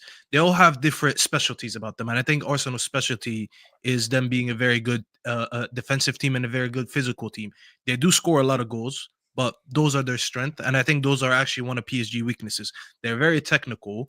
It is going to be a battle of the midfield. You have a very technical midfield versus a very physical midfield. So who's going to come on top? And I think Arsenal being at home, I know what Potts is doing. At the end of the day, he's trying to be conservative a little bit. That's just who he is as a fan. He doesn't like to get too giddy, but I think you're going to win. And then he was screaming at me at the favorites thing, and he's fucking worried about PSG, who they already beat. There's a little bit of hypocrisy between all of us. We all say certain things that we don't do, which is fine. That's why he's just trying to stay grounded. He's trying to stay grounded. But I think they're going to win. This Arsenal fan base, every time they play in the Emirates right now, especially in European nights, they've been turned. I don't need to tell you. I mean, Potts is there. I'm just telling you what I see on TV. So he's there. He'll tell you better. And I just feel like they always feel like a 12th man anyways. Excuse the pun there, Potty. There you go. I just plugged in your channel. But they do feel like a 12th man, you know, and I think that's going to give them enough momentum. And this PSG team, as I stated before, they have a glass jaw. I saw Villa get a go at them. If it wasn't for Conte being a couple inches away from a header, they probably would have been out of this Champions League. So as good as they are, they can be got at. And I think this Arsenal team is going to get through. So starting tomorrow, I think they get the win. I actually think it all depends on Odegaard tomorrow. Sure. I think Odegaard being the captain, because Thomas Partey's not there, Odegaard being the captain, I think it's going to depend on how Odegaard plays. And if I'm an Arsenal fan, I'm looking at him and I'm thinking, I need you to have the best game. I need you to have the best game. You're the captain. I need you to lead that midfield. Again, and the reason why I'm saying this, because the strength of PSG, people think it's their offensive line. I think it's the midfield. It's the Vitinha, Neves, and Fabian Ruiz. They control games. And if you can get at them, I think you can get at PSG. And it's Martin Odegaard. I'm looking at him. I'm looking at Mikel Arteta and how he's going to use Martin Odegaard now that Thomas Partey's not there. Is he going to allow him to be the playmaker he should be, or he's going to ask him to drop deep and do the stuff that he's not good, very, very good at, to be honest. He's just that's the ball and just be connector, as people say. I think Martin Odegaard needs to be used a little bit higher, and Arteta need to use him higher on the pitch because you're playing at home. He needs to be creative more. Mikel Arteta need to use him better. And I think it's all about the captain of Arsenal. Is he going to step up and actually lead the team in a moment where there's no Thomas Partey, the experienced player there? There's no Gabriel, the experienced player there. It is about Odegaard, to be honest. And then he needs to be having a very, very good game in this game. But credit to Mikel Arteta for making us sit here after Real Madrid and making us believe. And Hussam said that he thinks Arsenal are favourites to go in this tie. That is... Yeah, I think Arsenal are favourites to PSG. By the way, that is down to Mikel Arteta's work, right? Like this using Kivior and using Lewis Kelly as a left back and Saka's back from injury. It's down to Mikel Arteta's work. That smashed Real Madrid 5-1 in a tie that no one gave them a chance. That made a fan like Hussam, who doesn't support Arsenal, think that Arsenal will go through against a strong PSG that are in the form of their lives, like the likes of Osman Dembele. I think Potsi really is downplaying a little bit Arsenal here. I think Arsenal are favorites to beat PSG. I'm not asking. I think he's worried about getting clipped. That's why. I don't think Arsenal are favorites to win the. Never invite two Egyptians. Never invite two Egyptians on the same fucking stream ever again, please, because you cannot get a word with these two. يا حبيبي خلاص اسكتوا انتوا الاثنين، كل ما حكينا كلمه بدكم تعلقوا خلاص، خلينا نعرف نحكي جمله يا ابن الحلال انتوا وياه. Every time, he spoke more than anyone else on this show, guys. I want people to do the times. He spoke more than all of us. Do you know what's amazing? I have no idea what Hussam said, but I understood it. Yes, thank you. Same. I hope they both understand it as well. Mute your mics. Let me talk fucking 5 seconds. Anyway, as I was saying, La ilaha illallah. I'm not asking to say that Arsenal are the favorites to win the Champions League, obviously, because there's Inter Milan, there's Barcelona. I understand that. But the reason why I said Dan Potts, I think, is downplaying Arsenal a little bit right now, is I do think they're favorites to beat PSG, because Arsenal are better than PSG. You can say PSG have a more dangerous front line, which I would agree with, and I would say, yes, you're right. PSG do have a more dangerous front line, but I think Arsenal are more athletic. I think Arsenal are stronger. I think Arsenal are more physical. And I think Arsenal are a lot more solid defensively, which is very important in this competition, because you're not going to get your front line always banging in goals, always scoring goals. I think Arsenal are very strong defensively. And then the one thing as well is, I know it was a different PSG at the start of the season where Dembele didn't even play in the first game. They played Lee Kang-in on the wings, but you have at least some form of experience of beating PSG. I also don't think Saka's half fit. He's back. He's playing now. Like he's no longer like injured and just came back. He came back from his injury. He's played like 3, 4, 5 games. He's done 90 minutes at the Bernabeu, so he's completely fit right now. I think Rice is in the form of his life right now with what he's done over this last month or so. Players are coming out of their shell and playing. Kivior is making you not even miss like Gabriel, which is a crazy statement, but even he's defending absolutely unbelievably well. And I do think Arteta in the big game does rise to the occasion. In the smaller games, he does sink to the occasion sometimes, which I think is a bad thing, because obviously one of the things that cost Arsenal the title this season is the Evertons and the Fulhams and the West Hams and the blah, blah, blah. But when it comes to the big games, like you could see, Arsenal slapping up Manchester City, Arsenal drawing with Liverpool, Arsenal, even with 10 men being up against Man City 2-1 at the Etihad until the 98th minute when John Stones equalized. So I do think Arsenal have an unbelievable chance to. I actually think they're favorites to beat PSG, and they definitely have the equipment to do it, and they've done it already this season. So, yeah. What I will say is, I don't think I'm downplaying Arsenal. I don't think I've been like, oh my God, I've given no chance. How the hell are we going to beat these? What I have said is that I think we can beat them, and I actually do think that we'll get to the final. That's what I have said. So I don't think I'm downplaying it. I've said it's not going to be easy, and I think that PSG are a better team than Real Madrid. I think Real Madrid are better in terms of individuals, and I think that with the occasion, and that's why everybody wrote us off, I appreciate it. We should be able to beat PSG. You're absolutely right, Sam. Thank you. Even with those players out, that we've got, you're absolutely right in saying that. I don't think that I'm downplaying it. I'm saying it's going to be easy. I don't think there's many fans that believe this is going to be a walk in the park for Arsenal. They shouldn't, because they're a very good side, PSG, as Liverpool found out. And to be fair, as Aston Villa have found out. They've already beaten 2 English teams. They've now got to go and beat the third. We have played them before. It was a little bit different because they were not playing at this level. They had a couple of their players out. They didn't have Kvaratskhelia. But for me, I do think that we can get across the line here to get to the final. My question mark was, can we win it? Now, there's a lot of Arsenal fans in the chat who hate that because they'll think I'm being negative and all this kind of crap. But let's just say it how it is. It's not going to be easy. If you think that we're going to go walk this Champions League, trust me, we're not going to go walk the Champions League. And if we win it, it will be very, very difficult for us. And look, you're right in saying that we rise to the big occasions, Sam, against Real Madrid. But I've also seen Mikel Arteta teams lose to Olympiacos in Europe and Sporting Lisbon in Europe and Villarreal. Yeah, but he was never this good then. This team is a lot better. Yeah, maybe so. Let's hope it is. It's going to have to be because they're better teams than them. Trust me. And it's about. Are we underplaying? By the way, then let me ask you this: are we underplaying how big it is to knock out Madrid? Now, I'm not saying Madrid, this version of Madrid this season, have been amazing. They're really not. But at the end of the day, you did knock out Madrid, who everyone believes, based on narratives, is supposed to win every year, anyways, and they are the holding champions. Like, this has to play some part. Maybe not in the fans, but at least the players' mind. Like, if I'm sitting there in that locker room before the game, I'm like, I just knocked out Real Madrid before this PSG game. These guys were the champions. Surely, I have believed that I can knock out this PSG team right now. Like, that has to play a part. 100%. I think people are underplaying what we did against Real Madrid. 5-1. Who had that? Nobody. Yeah, and this was the thing. A lot of our rival fans were going, oh, watch-alongs, hate-alongs, they're going out. This is going to be brilliant. Oh, well, they only beat Madrid. They're crap. Everyone knew they were going to beat them. Yeah, that's right. You stay on there. Yeah, he's not even looking. He's not even watching. He's not even watching. Very unprofessional. Very unprofessional. Yeah. Done for Sam, everyone. I agree. And look, I did. I think we were I going know exactly everything Dan Potts just said, but I chose to ignore it because I'm No, I didn't back us to beat Real Madrid. I didn't think we would over 2 legs, right? And I had my reasons. And luckily, I was proven wrong. Let's hope I'm proven wrong about not winning the Champions League. Yeah. because that would be an unbelievable. You think it's good at Liverpool over there at the moment? Whew. Trust me, yeah. they're not ready. I was and thinking the social media is not ready, by the way, if Arsenal win the Champions League. I was thinking about this a bit last night. We had a It few will comments. get more likes than the Liverpool one. But I was So thinking about, Staffy can say that they're bigger. I was thinking about this a lot. Maybe I will.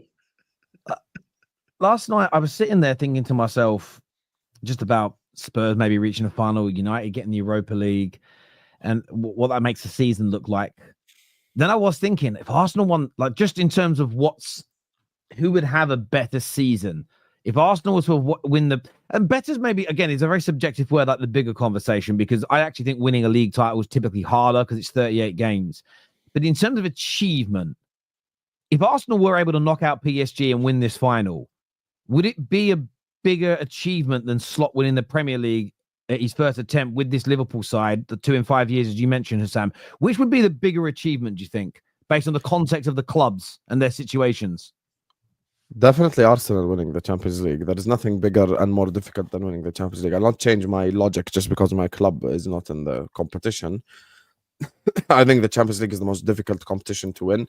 I stick by that. I'll never change my mind on that specific thing. I think the Champions League is by far the most difficult competition to win because the margin of error is so small. One mistake and you're out, one error and you're out of the whole competition. So it's definitely like the margin of error is so small, honestly. Like Bayern Inter is perfect example of small margin for error. There are so many examples of games where you just already know, like, one mistake and you're out. Even we're talking about Arsenal and PSG, right? If Arsenal start off the game really well and are cooking, but Kivior makes one wrong bad pass and PSG win 1-0, like that's literally the definition of the thing. And as well, it's Arsenal's first ever Champions League, so it's something that of course will have a bigger impact on Arsenal Football Club. But for me, my logic is consistent across all clubs and across all players and across everything. Like, you can agree with my logic or disagree with it, but I keep it consistent. For me, I think that winning the Champions League always supersedes winning the Premier League. Just like in 2005, when we won the Champions League, we superseded what Mourinho did in the league, whether it's debut season or not. Liverpool winning the league and winning the Champions League in 2005 was bigger than Chelsea winning the league with Jose Mourinho for the first time in however long in his debut season, because the Champions League is just a bigger thing. So that's my honest opinion. So I think it will supersede it if they do it.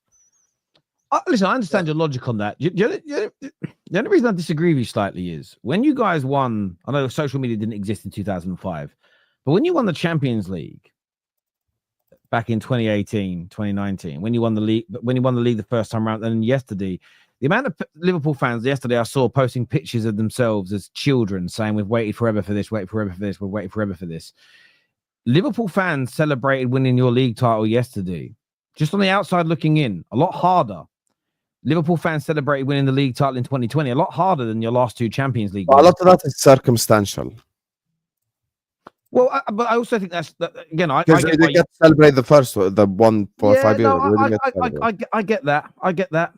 Maybe listen, it's just a different way of viewing things. Both are close, though. I think both are. Yeah. close. There is a closeness, definitely. They're huge. I don't think like winning the Premier League is like, oh, well, that's. No, I don't think it is close at all. Actually, I think Arsenal winning the Champions League this season is a much bigger achievement than the league titles that Man City and Liverpool won, apart from the treble that Man City won, to be honest. It's the first time for Arsenal to ever, people are just not understanding. It's the first time to Arsenal ever to win the Champions League. The club is over 100 years, right? They had magnificent managers, they've had great teams, and they failed to win it. And against all odds, by the way, everyone said that it's not that Arsenal winning the Champions League when everyone said, yeah, your favorites to win it, like Pep Guardiola. Every year he goes to the Champions League with Man City or Bayern Munich. Your favorites to win it, and they win it or you don't win it. Everyone said that Arsenal will not win this competition when the draw was made. There's Real Madrid, there's PSG, there's Liverpool, there's Aston Villa, there's Barcelona, there's Inter. People put Arsenal as 6th or 7th favorite. I'm talking about fans. So if Arsenal go and win this Champions League, it's much bigger than the Liverpool winning the league. I'm not downplaying Liverpool winning the league, but hear me out. Liverpool, this is the 30 years is over for Liverpool. They already tasted the Champions League, 2 finals, a Premier League with Jurgen Klopp. This team has superstars that won trophies before. Like Arsenal, they have their best defender injured. They have no striker. You have a manager that has never won anything but an FA Cup, right? In 5 years ago. No one is telling them your favorites to win this competition. So it's definitely a much bigger. Because we are surrounded by a lot of Arsenal fans, right? And they talk a lot and they have big mouths.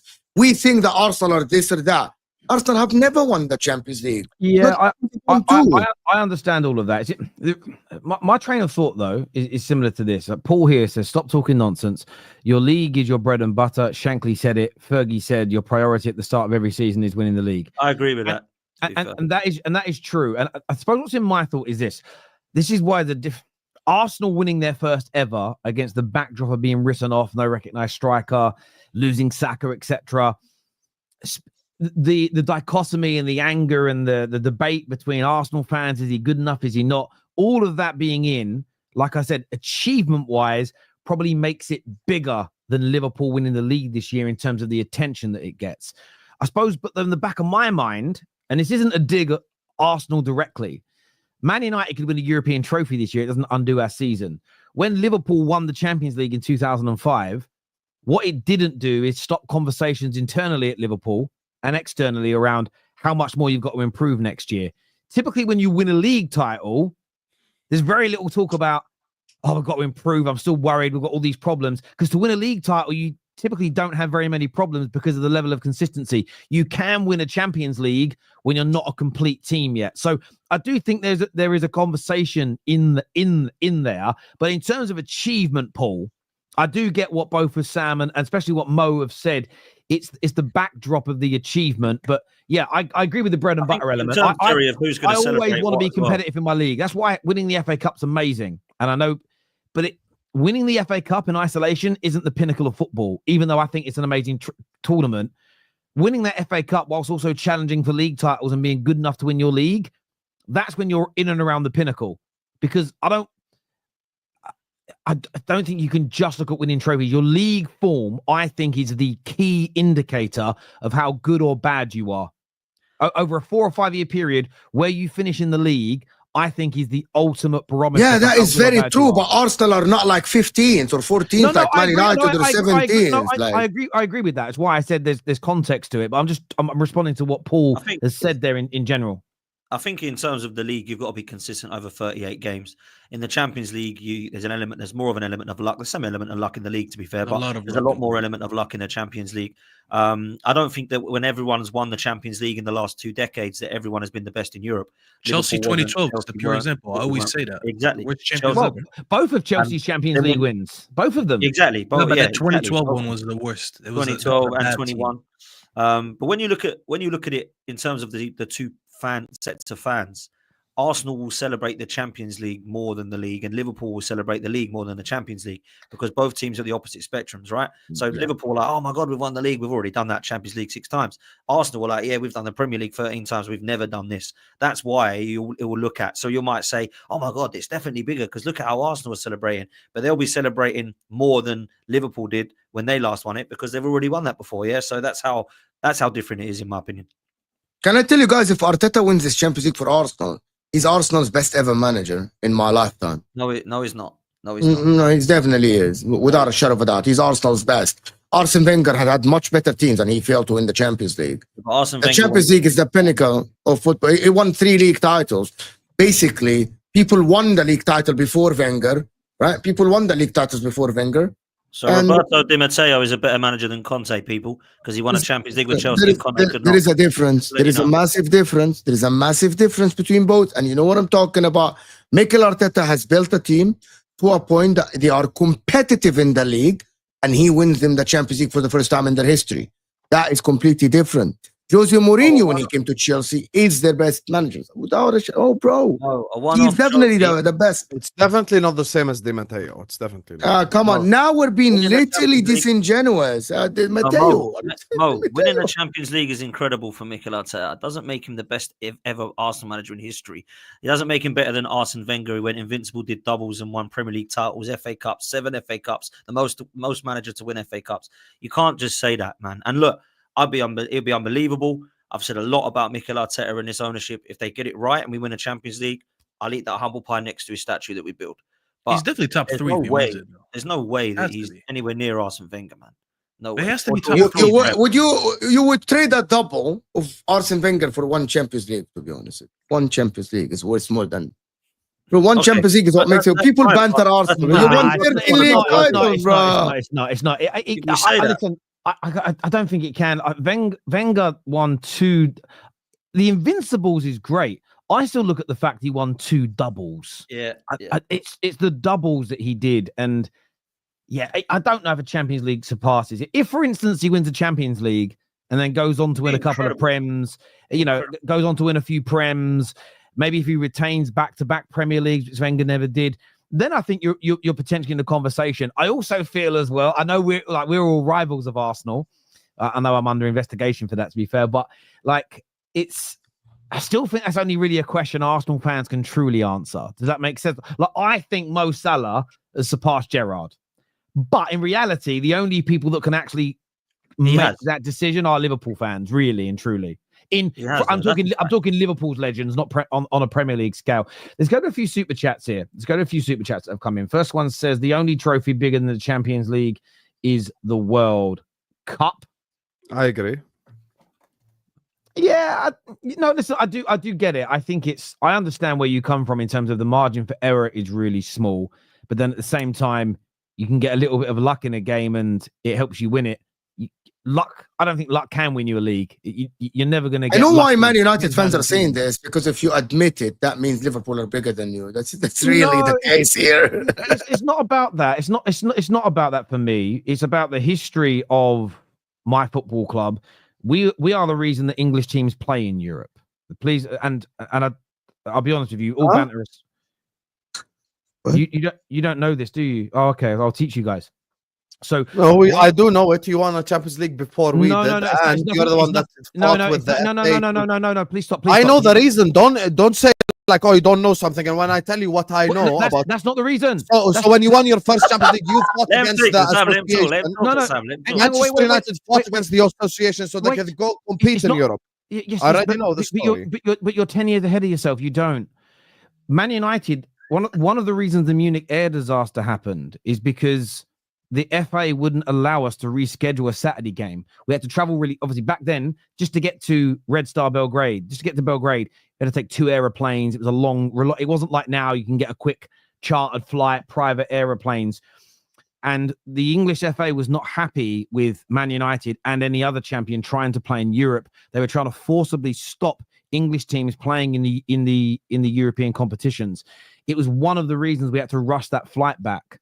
If we were able to, we would not have flown back. If the FA would have agreed to put our game back on that Saturday, we would not have flown back that fateful night.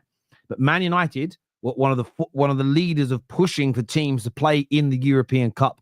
And so when I say, but the reason why I say that's important is on the backdrop of that, my football club historically has still said for us, winning the league is still the most important thing.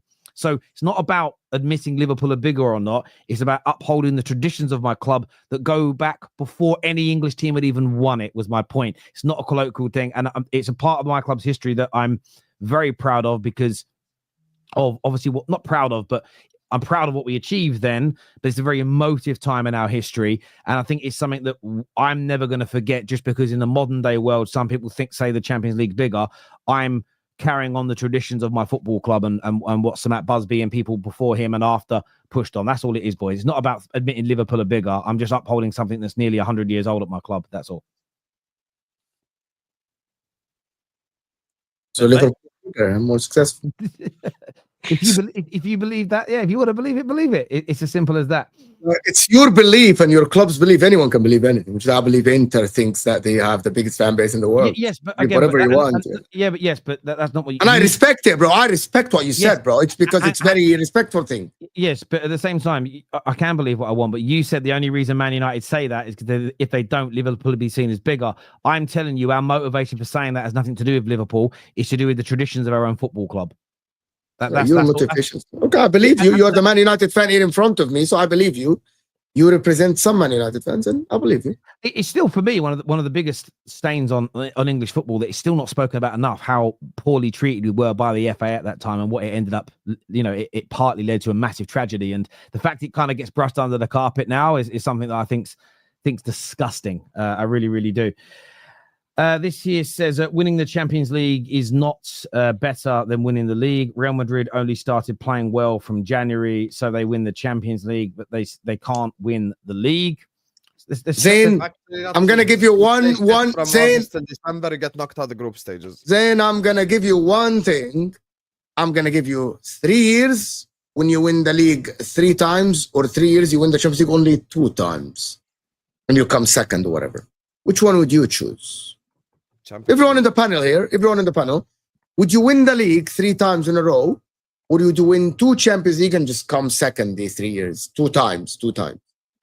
I really, do you know what? I think what Potsy For said me, holds it's still league because so we can overtake Man United. But that's it. But I also think it's that. Like, listen, I'm not taking back anything that I've said. I want us to be a good team in the league because I think when you're very good in your league, you got more chance of winning all the other trophies. I won't ever change my mind on that. However, I want to catch Liverpool 6 Champions Leagues. So if I had to choose between the two in the short term, I'd say, let's take a couple of Champions Leagues, get out to 5 versus 6.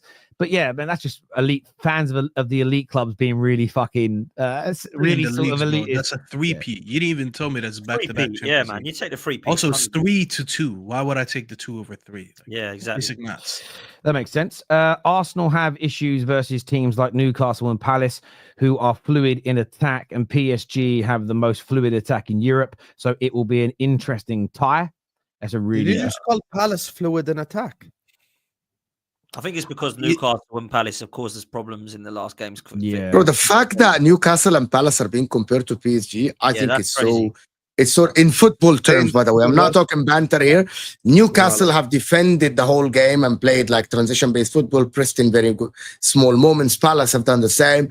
Arsenal do well against teams that try to play football, that leave players behind the ball, that don't defend with like 10 men, which is what PSG do. So basically, football-wise, they're not comparable. I agree. If you think that PSG will come to the Emirates and defend with 10 men and just go counter-attack only for 90 minutes like what Newcastle Palace do, I think you're completely wrong. They will not. You need to watch something else, bro. Oh, he named the 2 correct teams, but he gave them the wrong praise. So he said Newcastle and Palace, which is correct, but it's not because of fluid attack. Because they're the only 2 of the only few teams that can actually go head to head in physicality with this Arsenal team. Because Newcastle, we know they're physical as fuck. Did you see what Crystal Palace did to Aston Villa in the semifinal? Yeah. They were so physical, bro. They couldn't touch them. That team was way too strong for them. They're way too athletic for them. Those are the 2 things that actually you should praise these teams for, not fluid attack. What's fluid about Mateta? He's not a fluid attacker. It's a good attacker, but he's not fluid. Frankie here says, have this feeling in the pit of my soul that Arsenal will be in the final. Need to start preparing for the greatest hate-along in the history of football.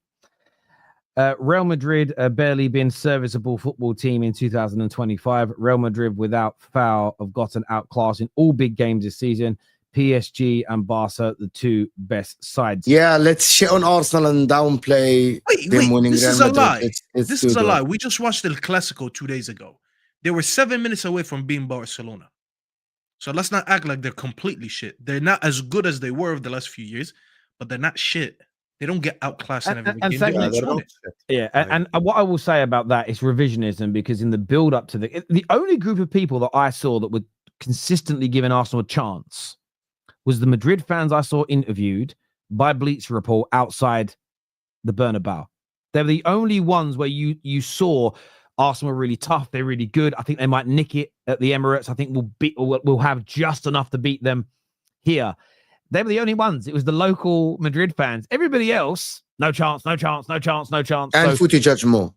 And you. Sorry, Footy Judge Mo. I apologize, sir. You're right on that one. When we faced PSG, we had Partey as right back and Rice was out. So was Odegaard. It will be interesting to see how the team steps up. Look, and that's the thing about the game. There's this PSG are better than they were when Arsenal convincingly beat them earlier on in the season. Arsenal got some players back in the team or in the formation they didn't have before. I actually think you could argue Arsenal's attack's now better, though. Because I think Marino is a better number 9 than Kai Havertz in terms of I agree. The way you play. I think he's better on the ball. So And by the way, I know you need better than that with the Yorkeres or the Isaac or somebody, but it's an interesting one. You've got the psychological element. Even though they're a better team, will it still be on the minds of PSG how they were outplayed last time? If Arsenal do it again and beat them 2-0 and beat them comfortably again, I feel like you'll have a good foot and a bit in the final. It's such an amazing. Yeah, honestly, I love this game. There's so many lovely talking points on it. Mo, just 2 words. Scott McTominay, you fool. Oh my man, half donkey is fine. Great.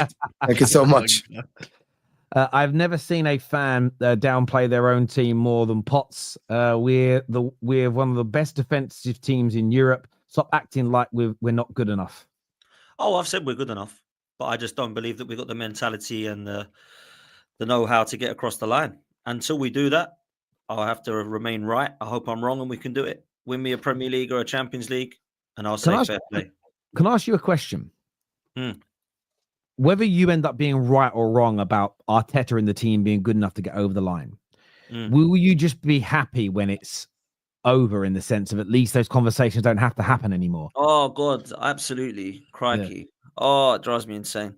Are you Arteta in or Arteta out? I'm Arsenal in, man. What is this question like? I want Arsenal to win. What is this in or out stuff? Can I ask a question then, for real?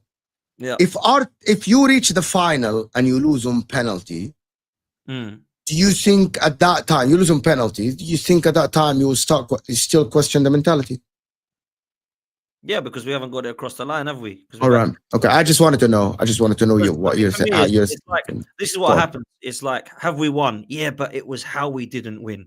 And it's like, oh my God, really? So when it's like a penalties now, it's like, did we win or did we not? Do you know what I mean? Like, yeah, but you can't say it's bad because we almost won. None of this close stuff. We've almost won the league for 3 years. Like, just go and win it. Okay. So based on one penalty, you would change your opinion about having the good mentality or not good mentality? Yeah, because he's doing that. All right. Okay. That's where I'm at. But I don't think a lot of people will say he was a penalty kick away from. Avram Grant was a penalty kick away from winning the Chelsea. Do they want Avram Grant as their manager still? Like, what we're doing here. Like, this is the thing. We have to look at what he's done in the last 5 years. It's not just about what he does on one-off game. And if he does do it, brilliant. Please, Arteta, win it. And then we can stop this. Is he good enough? Is he going to win anything for Arsenal? Is he going to get you across the line? Because I'm sick doing it and I'm the one doing it. Yeah. I just want him to win. I want my club to be successful. And you've just said, Mo, as well. Yeah. I know that I never doubted that you wanted Arsenal. I'm just questioning the logic of Saka shooting the last penalty. The UEFA thinks that it hits his foot twice and Arsenal lose the final. Or Saka hitting the ball and UEFA don't catch it and Arsenal win the competition. And between this or that, this is how we make up our mind about the mentality of this team and this manager. There needs to be that credit in the bank for it to be, that's harsh. And there isn't credit in the bank because the guy's taken us 5 years now and we haven't been successful since then. And you've just said, Mo, literally about 20 minutes ago, that you'd replace Simone Inzaghi if he doesn't win something. And he's been successful for you. Again, we could. I think we can all paint scenarios like you've done there. Like, Inter are favourites to win the league, though. I'm not trying to put words into Dan's mouth here. Let's say Arsenal are leading 1-0 with a minute to go, and the worst penalty decision is given against Arsenal in the history of football.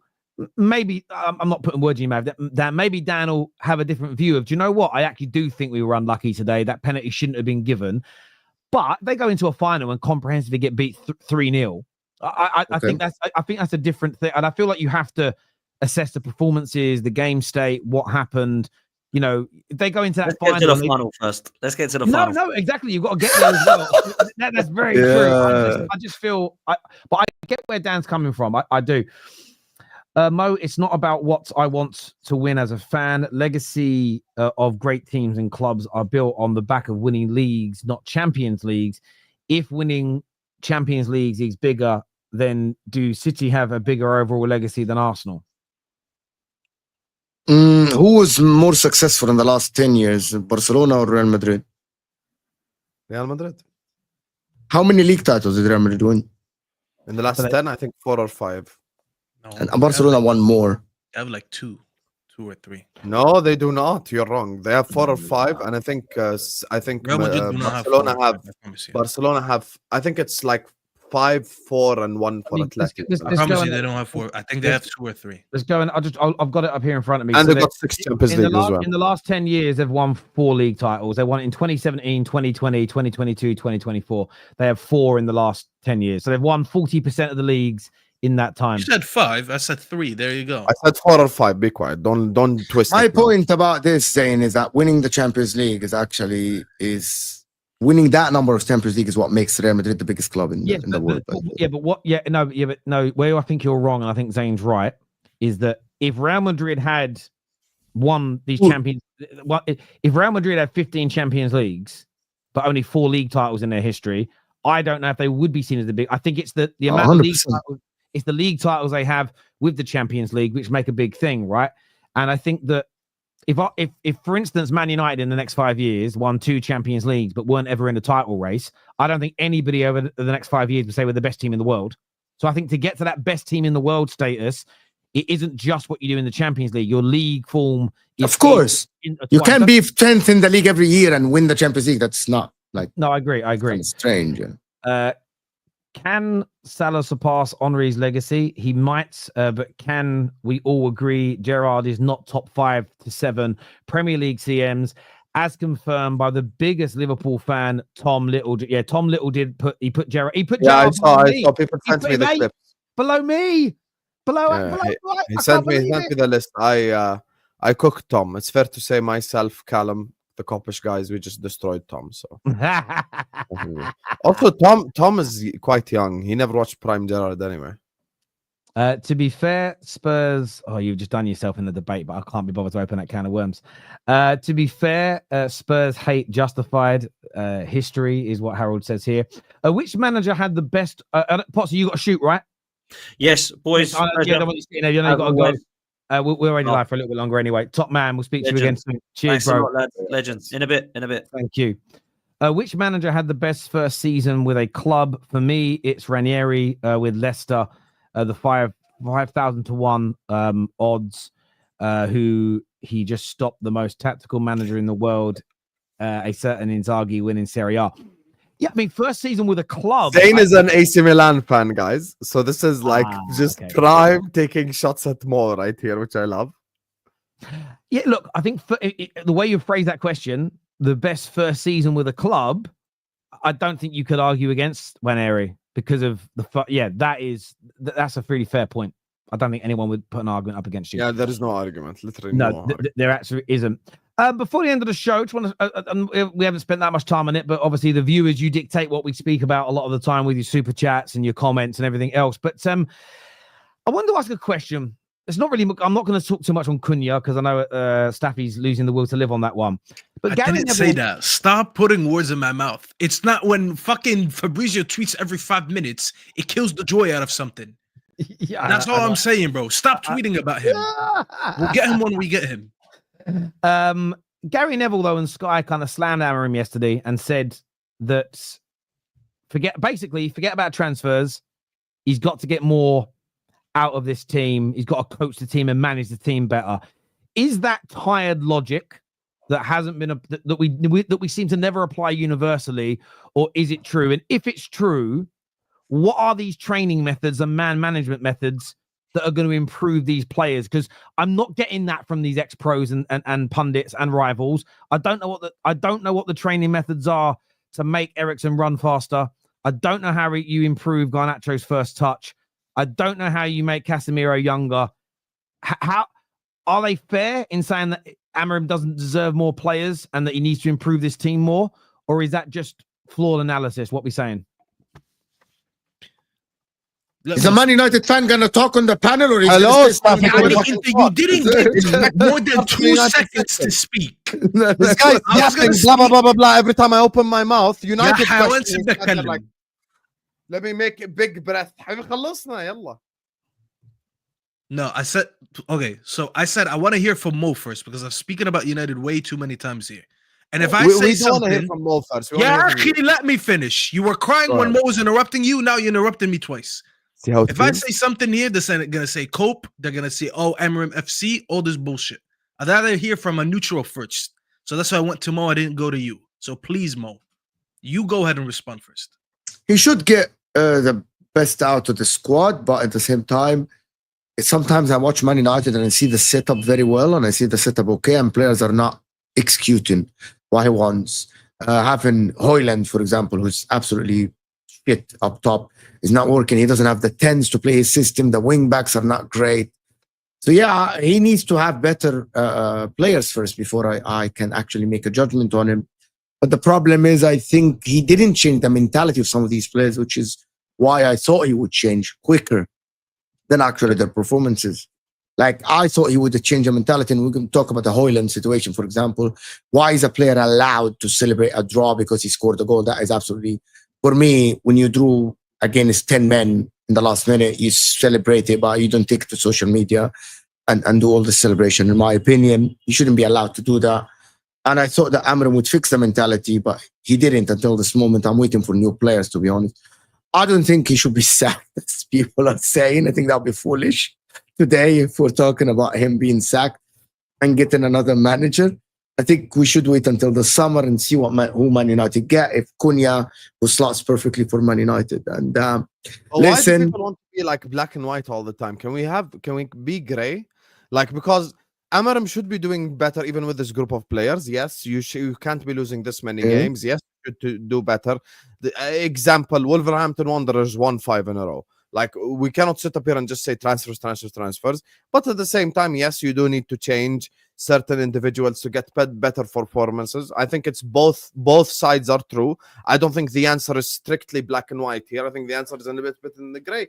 I do think Amorim needs to be doing better as a manager, getting better results. But at the same time, I see that he's employing a style, he's employing a system, and he needs certain players to be employed for the system to work, which I understand. The grey is fair. My only challenge to even the things you said in the grey, he's got to be doing more. What I'm not hearing from anybody is, what is that more? So I hear this is what the phrase you hear a lot, but Terry, you can coach the team, right? Okay, cool. Tell me what he's not coaching them on. What is he not doing that you think he should be doing? I can call things out. I think that young Obi should have started yesterday's game. He was on a lot less time, created 2 chances for himself. I think Harry Amas should have started the game yesterday. I think Dorgu started well. And he's going through now a lot of young international players suffer with when they come to the Premier League. I think he's struggling with the pace, speed, the life. And that's fine. A lot of new signings take a while to bed in at their new football clubs, as we all know already. But Amas has had 2 games where I thought he looked really, really good. So I don't think it's coaching. I think there's some decision-making in the starting lineup that he could have got better. And I think that's fair to call out. The element for me, before I go to Staffy, about he can coach the team better. And Rams tried calling me out on this morning because he's taking it personally. But why wasn't this criticism directed towards Pep and Klopp? Their respective owners, when they arrived in, and let me get through this because there is some differences, but they're important differences. Their respective owners overhauled their squads that they inherited. It's worth remembering that Pep took over a team that were Premier League champions a few years before he arrived, and were Champions League semi-finalists the season before that he arrived. Okay, they then spent 500 million euros over 2 seasons before they won their first trophy with Pep. 500 million was spent on players to get them from where they were to winning that first Premier League title, which they were phenomenal in. And let's just not pretend that City, when Pep took over, they were definitely in a better state as a club, as an institute, as a team than Man United were in October, November 2024. Similarly with Klopp, he inherited a Liverpool side that came within a Gerrard slip of winning the Premier League 15 months earlier. Took over a team and a club in a much better situation than Man United were in November 2024. They spent 440 million euros before any silverware was won. And the point for me is, I'm not like this idea that, well, there's not even talk about Ruben Amorim should be allowed players. He's got to coach better. We don't apply this logic universally. And then what we're also doing is removing the game state of where Man United are in the reality of football compared to where those 2 managers were when they came in. I think it's absolutely right, Hassan, there's grey area. He should be criticised in certain areas. But I'm seeing too many professional pundits now use buzzwords like he should coach better and disregard the idea that he needs new players. Yet I don't see that same logic applied to previous managers in the past who were both at the time considered better than Ruben Amorim that took over better situations. I think the analysis for me and that yeah, but neither of them were 17th though, or 13th or whatever. And I think that's the gray area. I think Man United's you're missing the point there. Sorry. But okay, that's fine. But Pep didn't take over a City team that was bad and a club that was as broken as Man United were in 2024. I agree with you. That's why I said it's great. So when people turn around and say, well, that they weren't 14th in the league, they didn't take over as bad a situation. I don't understand why that element of the conversation around Man United is consistently forgotten.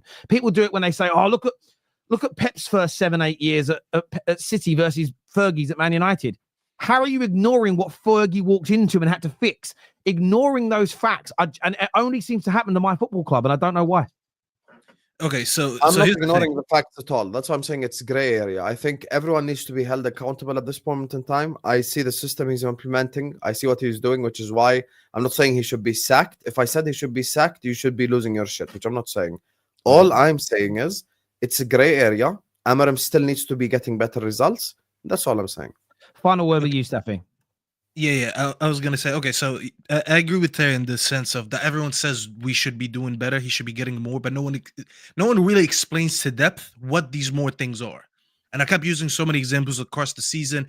I said, listen, if Pep couldn't get more out of this team and he needed to address the team in the January window and spend over what was it 170 million, and that's Pep, who's miles better than Amorim, then imagine Amorim, who has a worse team and only got one signing. Now, here's the thing. I'm not doing this Amorim FC thing because it actually pisses me off when people say that. Recently, Amorim has been doing things that annoy me. Yesterday, as an example, like the fact that we were trying to build up from the back against Bournemouth, who everyone and their mother knows this season, Bournemouth has been one of the best, if not the best, pressing team in the league. Things like that pisses me off. He's a little bit too much of an idealist. I don't like idealist managers. I like managers who can play even when the game is rough. And I like managers who, if they can't build from the back today, will utilize the long ball. I saw Pep win a treble playing a long ball. And that's Pep, who we for years said he's a tiki-taka manager. And he won the Champions League playing long ball. That being aside, it doesn't dismiss the fact that there's certain things that I just think they're not coachable in this team anymore. I've watched enough, and I think we've all watched enough of this Man United team from last season to this season to see that there's certain things these players are just not capable of. Let me just throw a few numbers at you. Yesterday, Semenyo scored a goal against us, right? Semenyo, with that goal, he had now 116 shots in the Premier League. No one in the Premier League took more shots than Semenyo, okay? He is playing against Man United team that have Højlund. Højlund has 25 shots this Premier League season. You have you're laughing, Mo. See, I knew you were gonna laugh the minute I say that. And Terry's in his comment section. Crazy. 116. I think he has had more shots in the Premier League. No. Semenyo has the most shots in the Premier League, and he plays for Bournemouth. You have Højlund, who's averaging 25 shots. And if people say it's the system, if you watch the game yesterday, Chido Obi comes on in the 80-something minute. I can't remember what minute he comes on. 30 seconds later, he receives a ball from Luke Shaw. He gets a shot that I think I was going into the corner. It gets blocked by a defender and it goes to a corner. 30 seconds in, Chido Obi did something that Højlund didn't do in 80-plus minutes, which is register a shot. He took 2 shots before Højlund got that deflection where he scored his goal. This is not me to bash Højlund. This is me just to show you the difference in quality. Yeah. If an 18-year-old can come in or a 17-year-old can come onto the pitch and get 2 shots before you're technically your senior striker because he's 22, 23, so he's older than him, that just shows you it's a quality issue. Now, I tweeted this yesterday. These are 4. I think it's 4 of the last 5 games for Manchester United in the league just this month. Against Bournemouth, which is yesterday, we had 2.66 xG to their 0.7. So we outdone them on xG and we drew 1-1. When we played Forest, we had 2.27 xG. They had 0.61. We lost 1-0. The Wolves game just last week, when they scored from that free kick, they beat us 1-0. They had 0.31 xG. We had 1.28. The City game where we drew 0-0, we registered more xG than them. These are just games this month. Now, I know people are going to say XG is useless. I'm sorry that you don't understand stats. The reason I'm bringing up the stat is to show you that there was enough times statistically in this game where United should have scored more goals, and they didn't. These 4 games, by the way, we won neither of them. That's why I'm saying when you do all that and you can't put the ball at the back of the net, it brings you back to the most simple equation of football. You have a good striker, you put the ball in the back of the net, you win games. We don't have enough players. One more thing there. We don't have enough players that do that. And to wrap it up, our 2 main attackers this season have been Højlund and Garnacho in terms of games played and minutes. They have combined for 9 goals this season. It's not that hard to see. We don't score goals. The quality of the players is just not good enough. It's certainly there. And Terry here says because Terry, they've got the recruitment right at City and at Liverpool, which is a huge difference. City and Liverpool didn't waste money on sporting directors and He then says that Ten Hag spent 600 million and won 2 trophies with this squad. So at the same time, though, you're saying we bought badly, and then you're saying we won 2 trophies by adapting. And this is and I've seen a lot of people like Olu and a few others saying, yeah, but you've spent loads of money in recent years, Terry. So this manager's got £1 billion squad. If you think that money was well spent, then you're deluding yourself, and you are. That 600 million squad almost got knocked out to Coventry on penalties in the semi-final. What are we doing here? It's just disingenuous. People don't want to understand the fact that a system is being implemented, and we're asking for more out of these players technically, and they're just not able to do it. If the manager had come in and done what Ten Hag did year 1 and adapted to the players, we'd be higher in the league. We'd have won more games. But as soon as he tried to implement something to try and take us to another level, we'd have gone backwards. But look, I want to thank everyone for tuning in. Please hit the like. Oh, sorry, Debbie here also super chat is saying, Hussam, I want to apologize and thank you. Sorry for to laugh at you for the Zubi deal, and thank you for the league instead of Arsenal is what Debbie said. Don't apologize. Hussam was flat out, so don't apologize. Look, I want to thank everyone who's tuned in. Thank you very, very much indeed. We'll touch on a bit more on Man United tomorrow on Straight Facts, which ran out of time today, but it's because you guys direct the shows with your super chats and what you want us to speak about. So thank you. Sam just doesn't stop talking. And Stappy and Mo, don't shut the fuck up. Until next time, people, we're back live tonight at 6 p.m. for a special top 6 show, PSG fans versus Arsenal fans. So make sure you're tuning in. Take care. Goodbye. God bless. And we'll see you all again very, very soon. Peace.